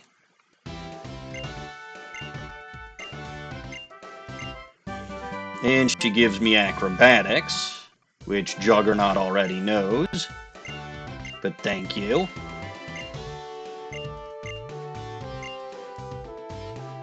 Team Plasma's evil, Skyla.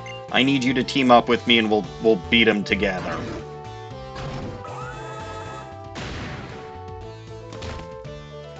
Whew, that took a lot out of me.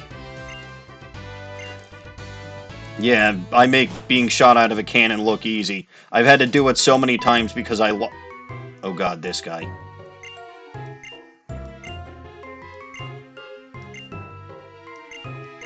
Okay. He's talking to my Pokemon.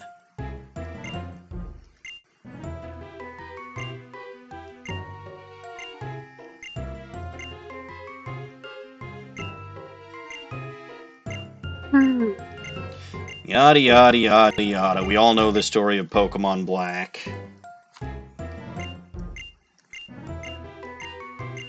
Kid gets a Pokemon, kid beats the league, and the story. Yeah. This is I mean, the final battles against N and Getsis are gonna be tough.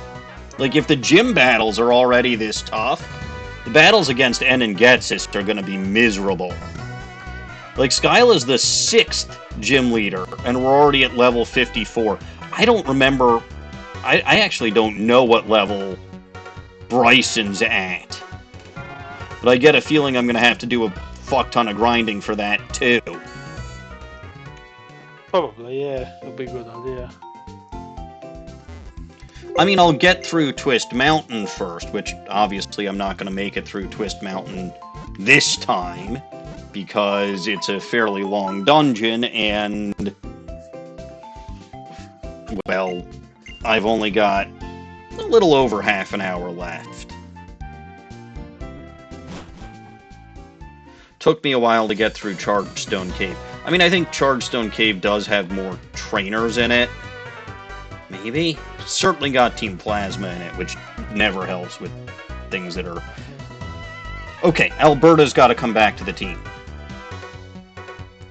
Yeah, so unfortunately I'm not going to be able to stick around like I hoped. That's fair. I appreciate that you stopped by anyway, though. I'm actually falling asleep, so... It seems to be a common occurrence for people who step into voice chat with me this evening. Unfortunately, for MCH, he's in the US, isn't he? And for me, I just don't sleep well at the moment. It happens. Go get some rest. Alright, have fun. Good luck on any future battles. Thank you. I'm gonna need it. I think we're gonna put Mawile in the PC.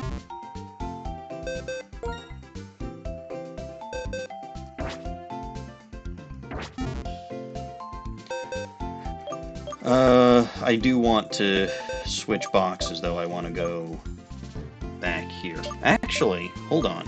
Yeah, since I have in all boxes at this point, it'll let me go for several more boxes, so we'll plop these in box 16. Alright, these are my rotating team members.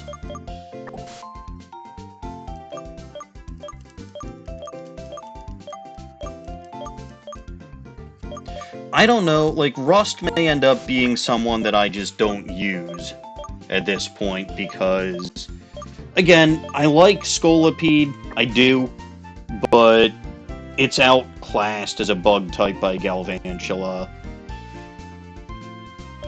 So I think we'll leave it where it is for now. What else? So the next gym... Well, okay. I'm a little bit silly to drop Mawile, because the next gym is an ice gym, and I know for a fact Alberta is going to be miserable against an ice gym, because quad weak in this game.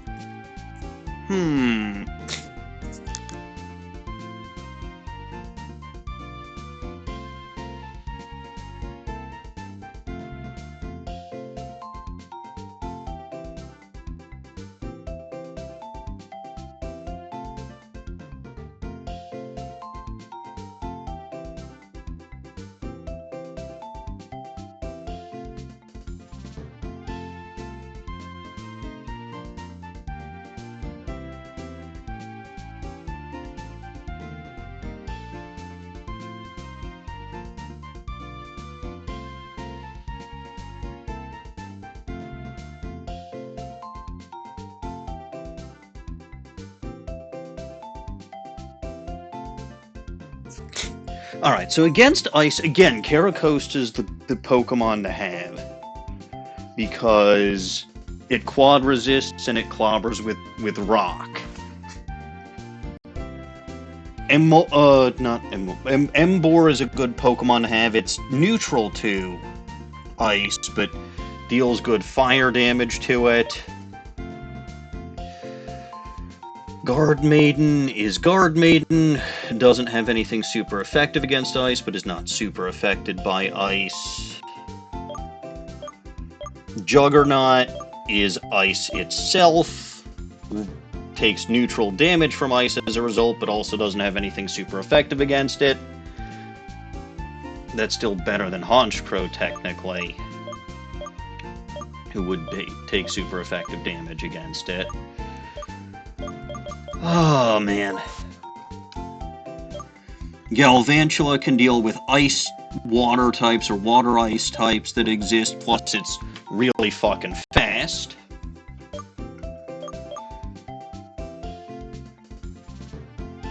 Man, I hate to say it, but I have to go Mawile instead of Guard Maiden.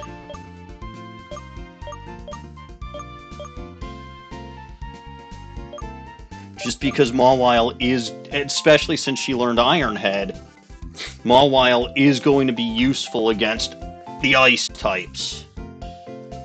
Yeah. I mean, obviously when the gym battle comes around, Guard Maiden over Alberta, but that should be pretty obvious.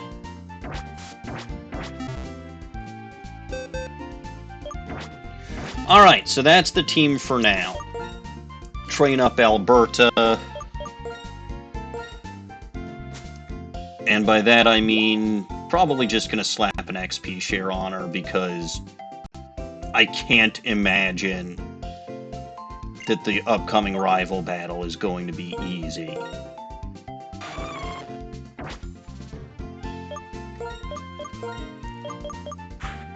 I believe we get Surf.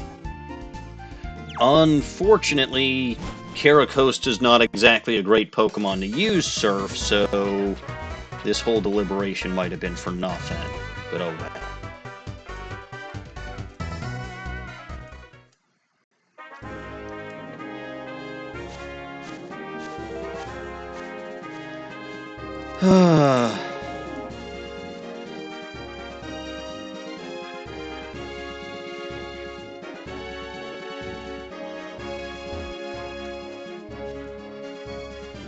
Okay, let's just go this way, up, that way, and down. Alright, and if memory serves... Yep, it's this guy. Hello, this guy. Since we've got the jet badge, let's see who's stronger. Spoilers, it's me again. I always have been.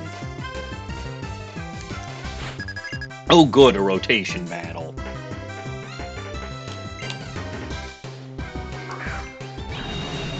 Hey boy.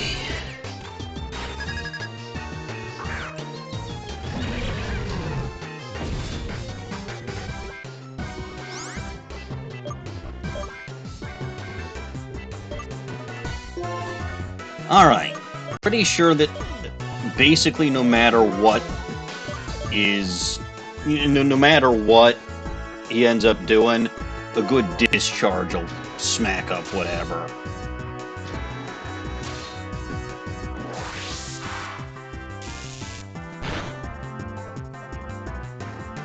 Stealth Rock, that's wonderful. Let's test them. Discharge. Alakazam, that's wonderful. Should have probably used Signal Beam, but oh well. That's gonna paralyze me because of Synchronize. Or not, but that's gonna hurt. Yeah, bye, Jitterbug.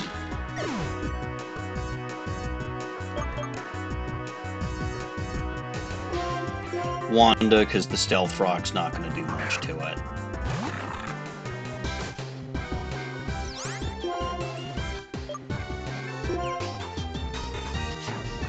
Wow! I did not expect Maul... Okay, fine, I forgot I paralyzed Alakazam. Doi!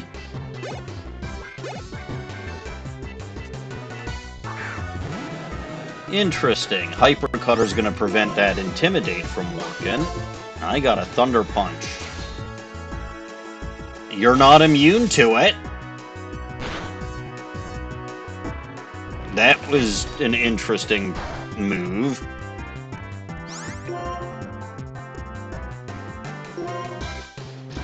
Yeah. Close combat.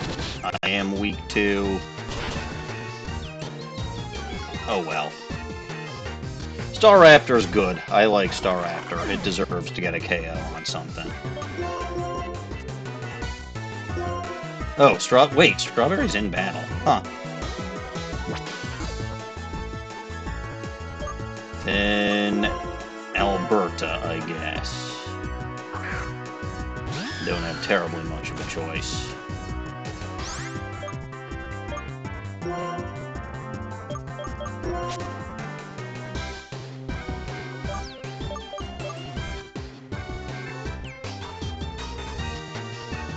Strength. Best move, I think. Close combat again, you can tank that. Well, that critical wasn't appreciated, but this should KO you at -2 in your defense. Frickin' Charon. You're gonna go to Gyarados at this point, I assume. Or your own Emboar.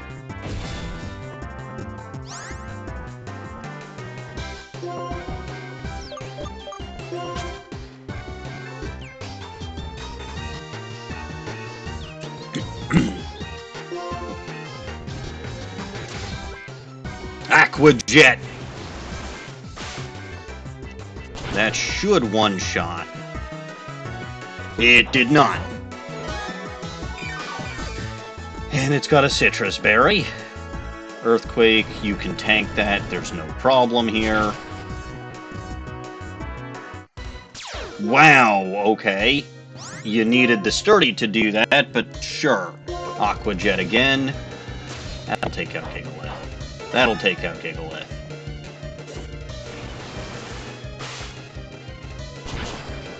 Yeah.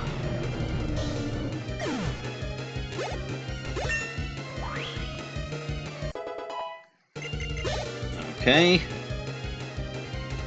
Simi-Sage. Monkey!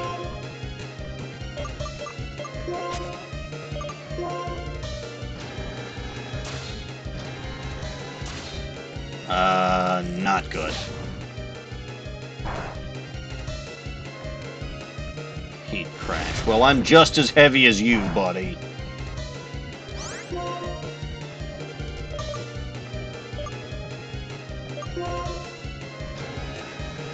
Burn it? No, it got it attack first. Fair enough. Not really, but... Oh good, Gyarados had Moxie.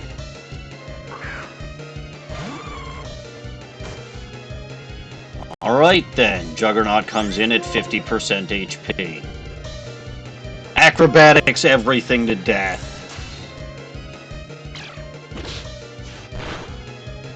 Boom, Emboar gone.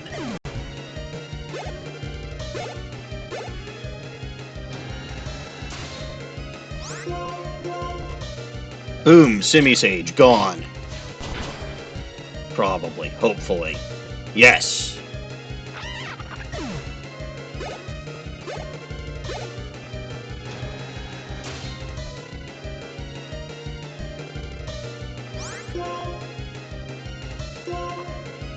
Boom, Gyarados. Probably not gone in one shot. Now. Yeah.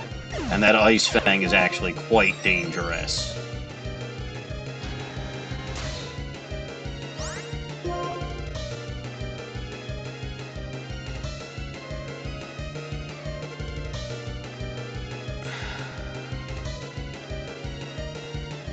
Do I Aqua Jet for chip damage?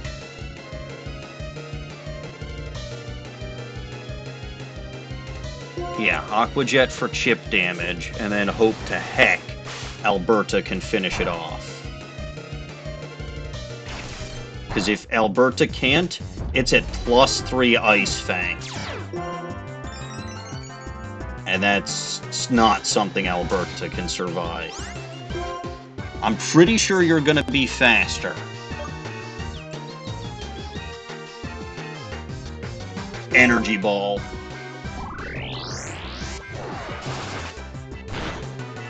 Oh no!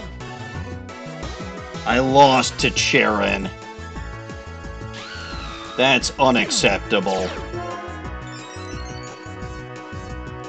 To be fair, he got a stupid crit that, like, took out one of my Pokemon much faster than it should have. That was just luck on his part. Yeah, I think he got a close combat crit on Emboar. Because otherwise Emboar could have eaten that significantly better. Also wasn't prepared for the rotation battle, but oh well. That's less of an excuse. Because rotation battles are at least somewhat better.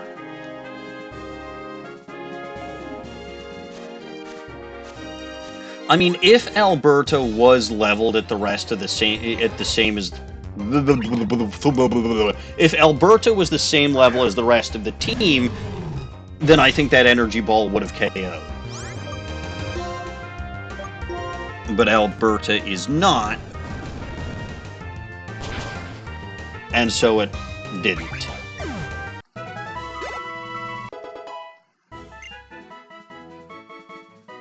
I mean, Alberta's also not exactly known as a, you know, as a offense-based Pokemon.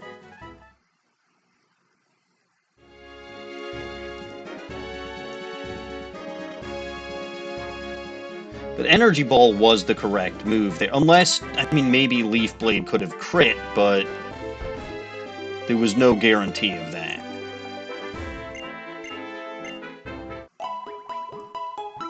Alright, so he starts out with the Gigalith's Stealth Rock also didn't do me any favors, because Juggernaut...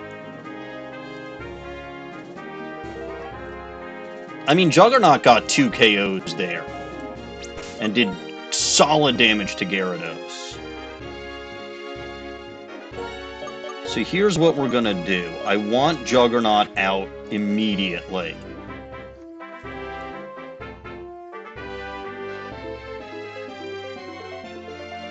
And then Baconator in reserve.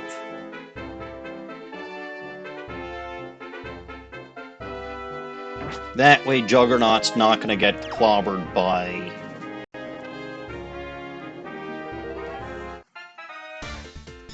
that Stealth Rock. So I don't think Gyarados, even at +1 Ice Fang, I don't think it could have KO'd Juggernaut from... Well, maybe it could have, because defenses aren't great, but...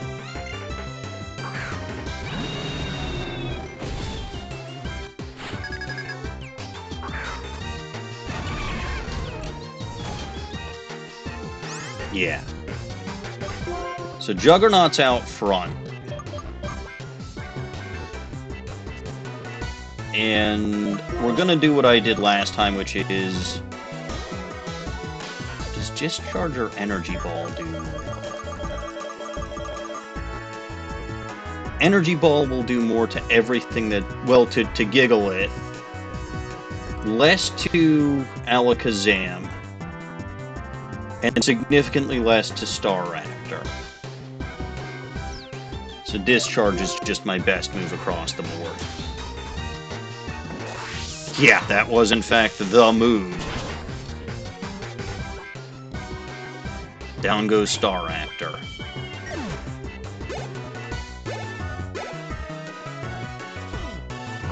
And it's Emboar already.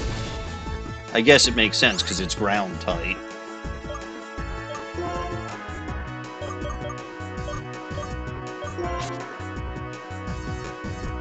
Aqua Jet.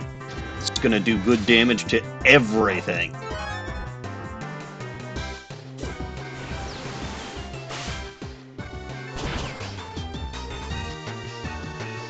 Yes, and you gain back some health with that Citrus Berry.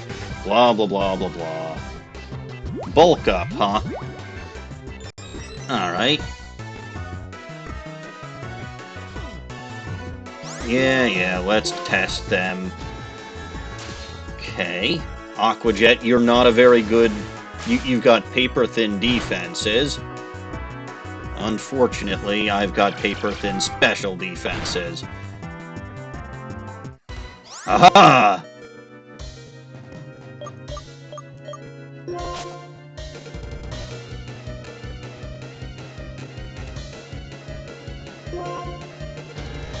Fire a Signal Beam. Nice.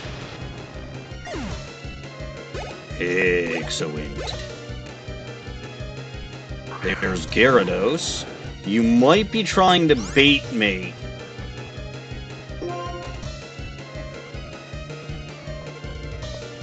You might be trying to bait me to use an electric move. I will anyway. Yeah, I kind of saw this coming.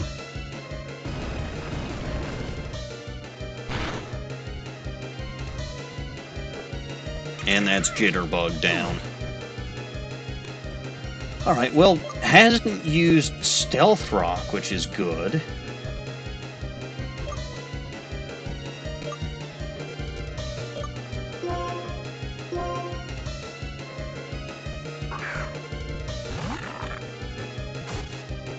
So I'm going to try to bait you into keeping your Emboar out front and Aqua Jet. Excellent. Down goes Emboar. just barely not? Are you... Well, okay, it's gonna KO itself. I think with recoil.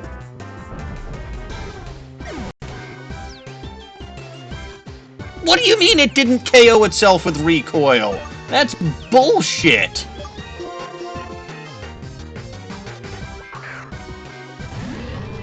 That's bullshit!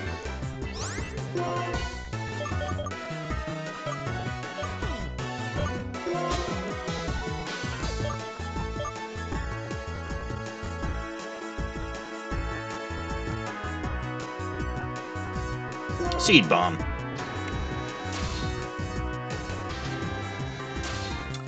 Oh, really? Gyarados, huh? Aqua Tail. Well, bye-bye Juggernaut. Which sucks, because I needed you for... Well, not bye-bye Juggernaut. Okay.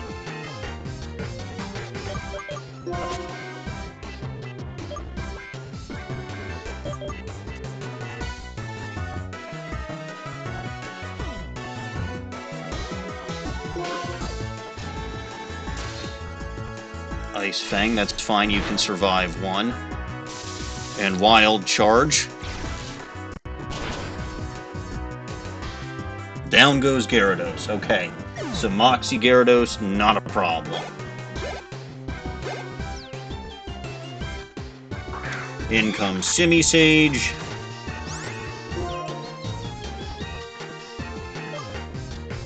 Probably gonna switch, so Earthquake's the best bet. Yep.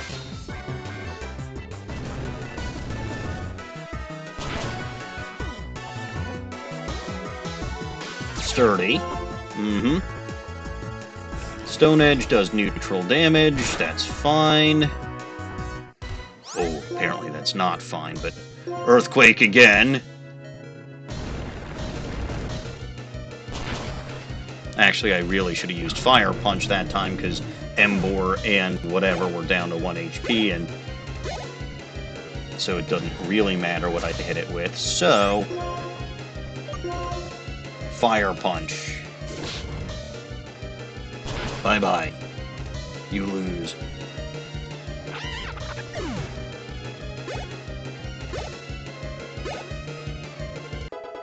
Elberta grew to level 51. Good. And yours is probably faster.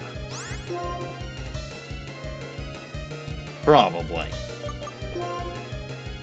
Nope, mine's faster. Haha! Despite yours being 1 level higher, I'm faster.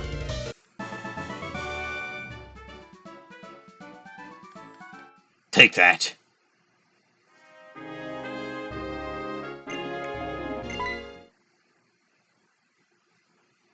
Hello, Alder.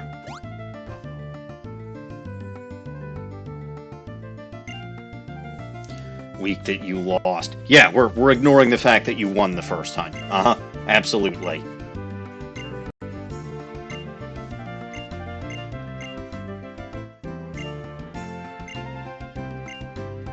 And he gives us the HM for Surf. Again, Caracosta is really not a great Pokemon to use that on because... well... it's more of a physical attacker, but... I hope not, man. I really, really hope not. I battled you already, right? Yeah. And you're not blocking here anymore. So, Twist Mountain.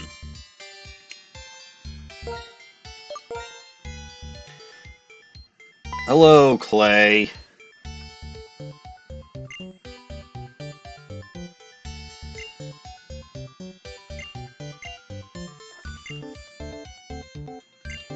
Yes, your gym leaders have gone and had a chat. Hiding under a rock. Skyla literally said they were on their way to Isurus City.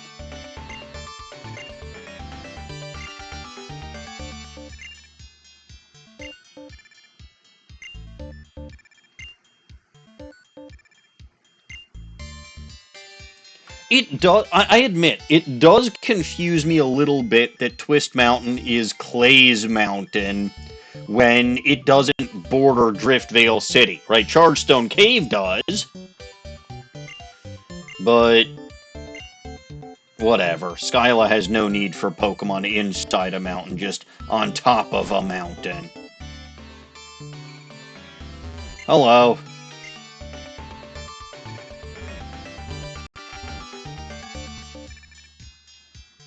Item. Full heal. That sucks. Bad. F-.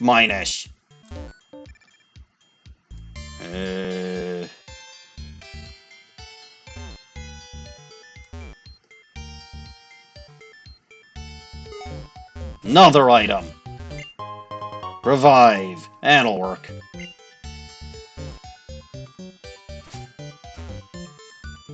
There will be places that we can't get to because it's not winter.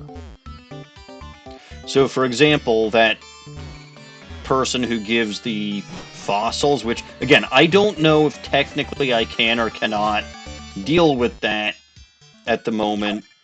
Who do I have out front? Juggernaut, right? Oh, God! Pardon me. For some reason, I thought that I got healed after that battle. I did not.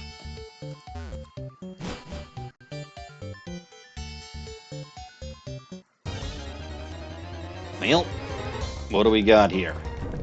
Boldor, which I don't think I have yet.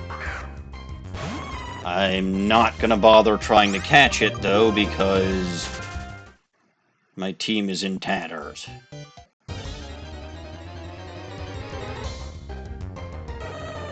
Hey, it's Teddy Ursa. I can try to catch that. Maybe. If this doesn't KO.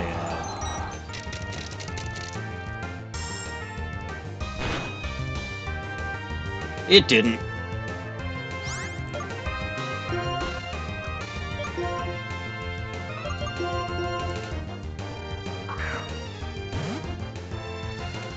All right.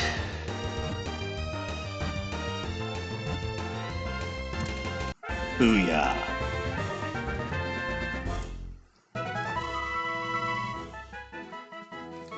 Yeah, see, here's the unfortunate part about this, right? The unfortunate part about this is that I spent a good chunk of the last several episodes just grinding up levels. And areas are restricted to me until such time as I get a gym badge. If I don't have a gym badge, I couldn't get into Twist. So I wasn't able to catch as many Pokemon today as I did last week. But oh well. I still caught 10 today. And I'll probably catch a few more. Plus, I can go surfing. Right, I'll have to find a good water type to go surfing on. Again, Caracost is not the guy for that. But I'm sure there's something I have that can learn surf, or I can try doing a little fishing and maybe find something that can learn surf. Because that's probably...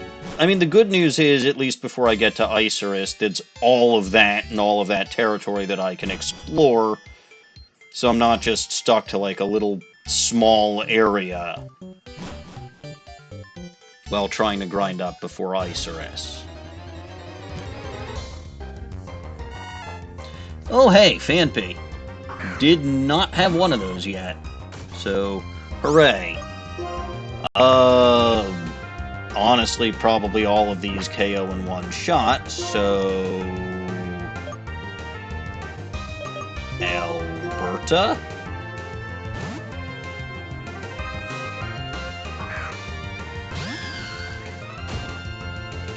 Last resort. Ah, you resorted to your last resort first. You saw the big bad almighty juggernaut. And you were like, no, save me. Well, too bad. Also too bad that's going to raise my attack, but, like, I'm not going to actually do anything.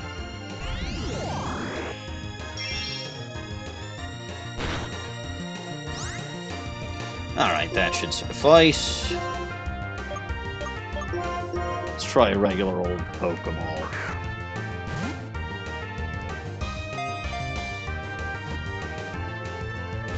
No, it escaped. Double Edge, so it's going to do some damage to itself. Oof, the critical was not appreciated. Going straight to the Ultra Ball now, because if it does that again, I think that's a critical catch. Maybe that was a critical catch. I thought I saw the wiggle animation. I could have been wrong. Wasn't paying that close attention. The long-nosed Pokemon. Achoo! Gesundheit. Now.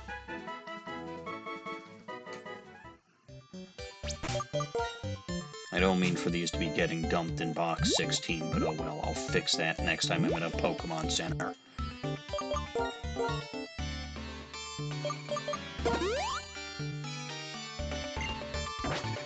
Do I have a regular potion? Oran berries? No.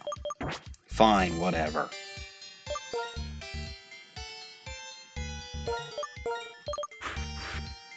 Put Baconator in the front.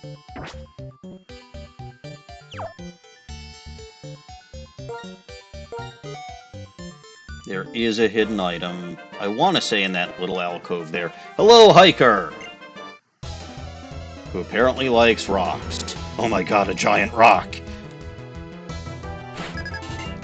Yeah, we're not making it through this today. There's no question in my mind that we're not going to do it.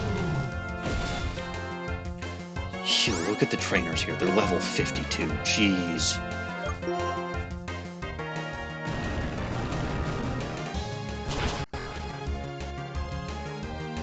And that's sturdy. Yep. But your double edge means that you're KOing yourself.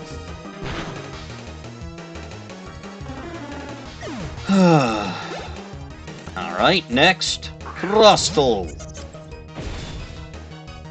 Takes neutral damage from Earthquake and Fire Punch. Super effective damage from Strength, though.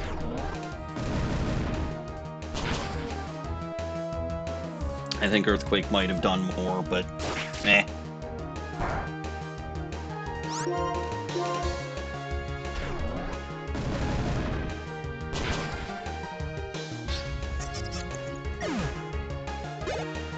Oh boy. Alright, there's Golbat, which... yeah, Strength's the way to go.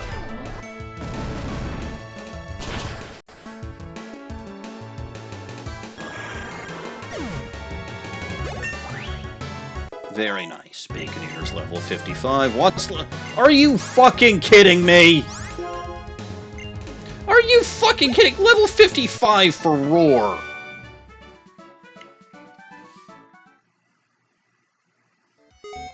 Absolute bullshit nonsense.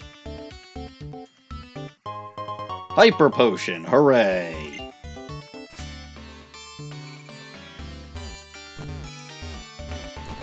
I love how I'm checking those even though the dowsing machine isn't going off, so I know there's nothing there. Being with Pokemon is natural, having a Pokemon battle is natural. Why don't we test whether that is true? It's true because I say it's true. Carol. Oh, God. It's as if you knew exactly what I was going to send out and had the exact counter to it.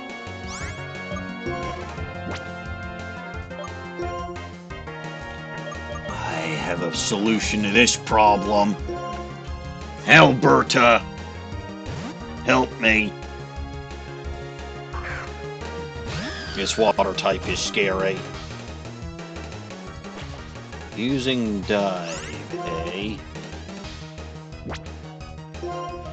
Well, the problem is Alberta's fast, so... yeah.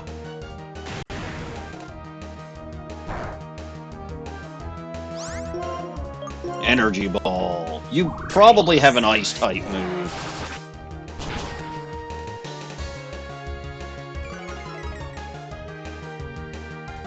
No, but Psychic's still a thing.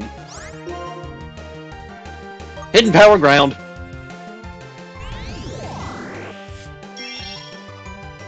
Which, honestly, I probably should have used to turn that you were underwater, but whatever. Doesn't matter.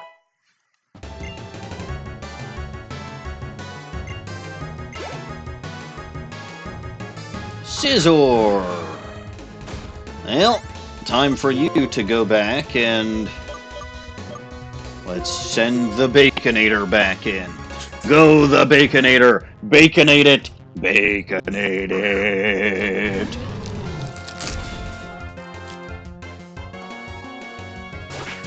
Yeah, X-Scissor's not gonna do much. And you get a Fire Punch to the face for your troubles.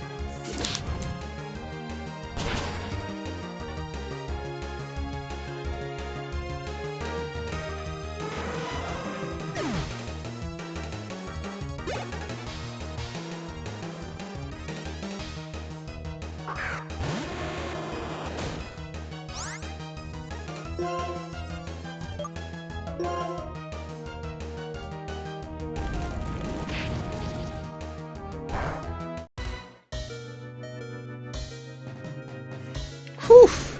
Survived that. And the Earthquake should take out Typhlosion. Hooray!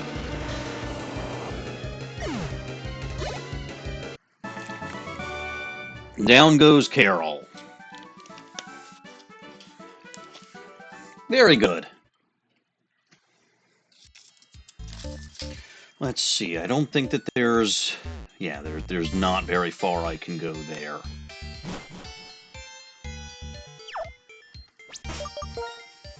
I just got that Hyper Potion, and I think I'm gonna use it.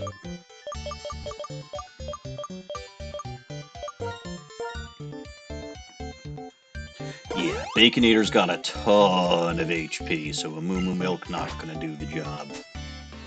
Moo Moo Milk will do the job for Alberta, though.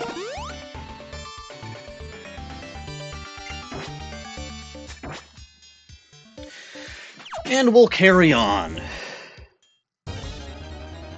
At least finish this section of the cave before... I do not have a Gurgur. I do not really need a Gurgur. I mean, I need to catch one, but...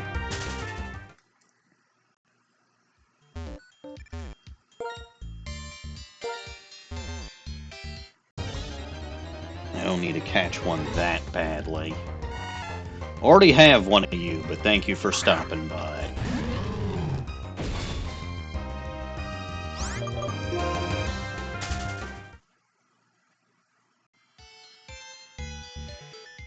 You are a battle girl. Oop. But before that, this is a Pokemon. It's a Teddy Ursa. I got one already.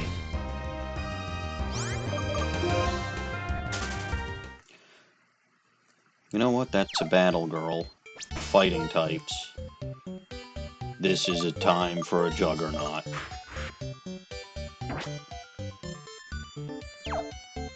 Attack, Juggernaut! Clobber! Destroy!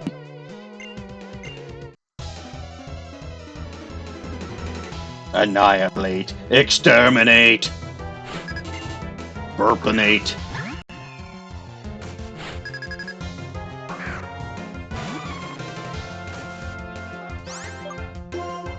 Acrobatics!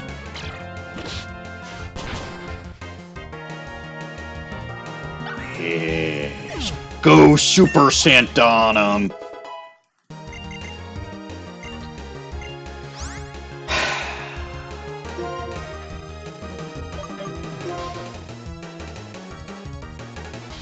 You can barely hit with Frost Breath when Frost Breath has 90% accurate.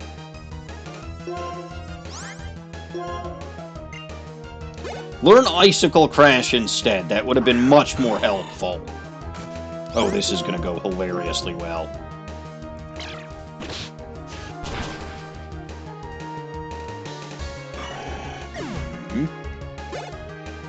Very good. Alberta, level 53.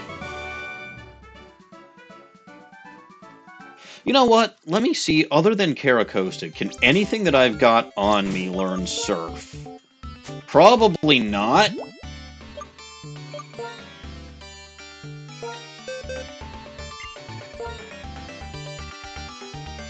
No.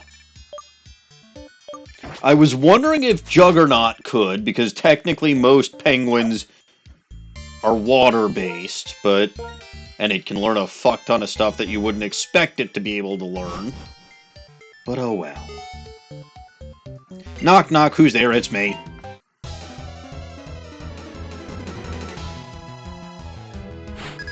What have you got, Brand? Sand Slash! Excellent! I can deal with this.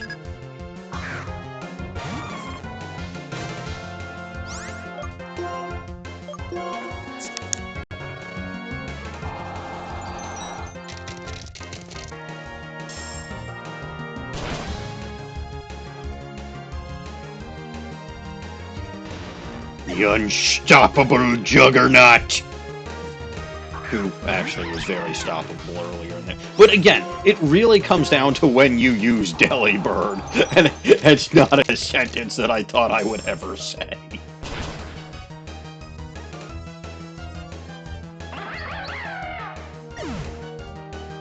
The sheer destructive force. You did your best to... That's because you suck, Diddly-yuck!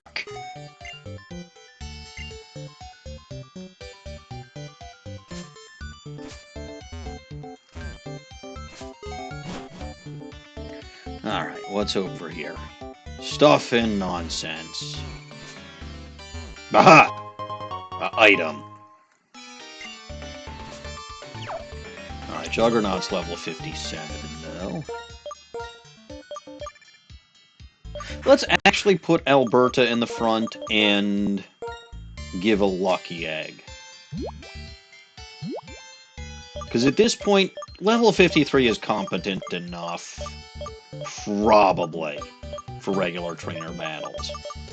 I was most worried about the rival battle, as I obviously had right to be.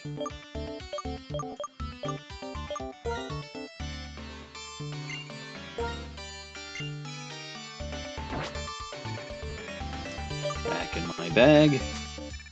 And we'll sort these items again. I swear I had a magnet, and I don't know what happened to my magnet.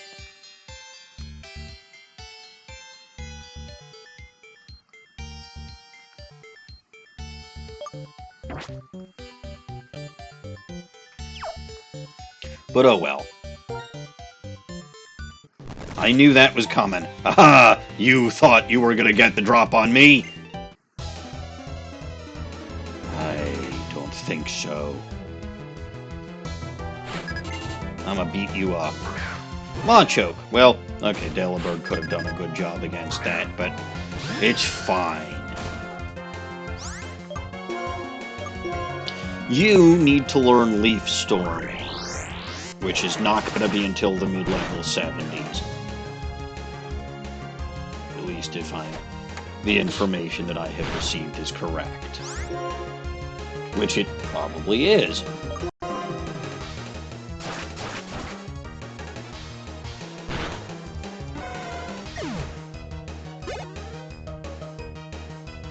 Darmanitan. That's an awkward one. Let's Dragon Pulse it. I don't know for sure what the Hidden Power's power is, but...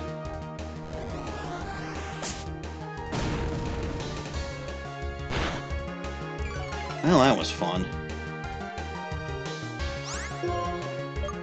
Now we'll try the Hidden Power.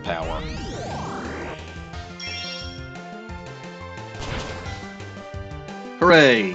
It KO'd it.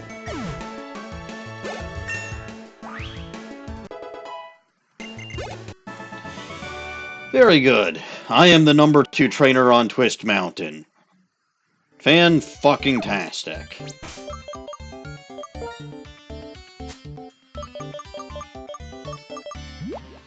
Let's use a Moo Moo Milk to heal up Alberta. Even that's not going to do everything this time. Wow. But it'll be fine. With that, though, and with us claiming the title of number 2 trainer on Twist Mountain, I do believe it's time to save things off here. I started about 5 minutes or so late. I figured I'd end about 5 minutes or so late. Just because. So, alright, this stream I will have next week. Well, let me actually get to outroing.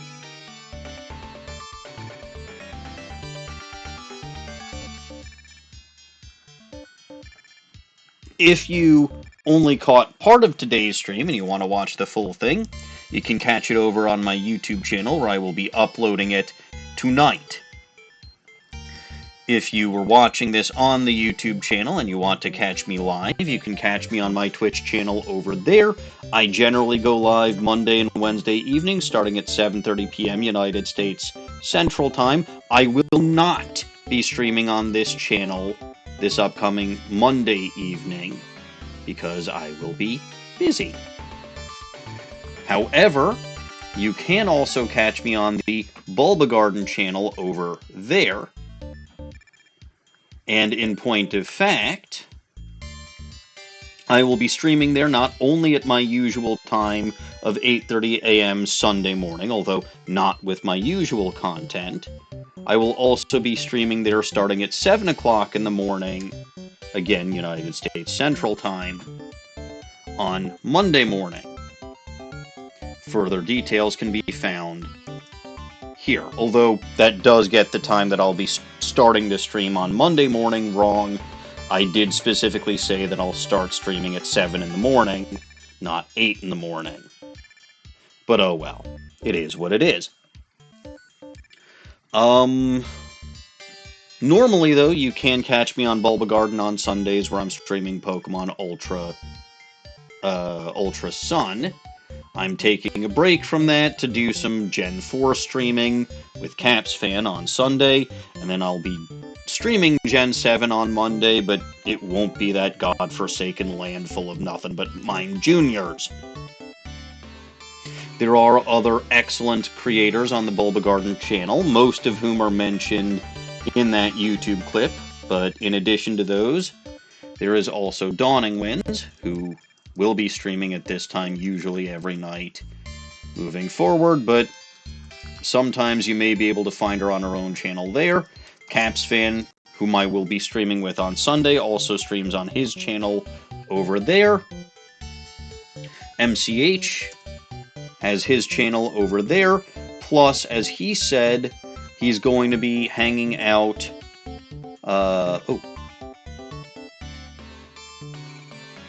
he's going to be hanging out, on a different channel, right there,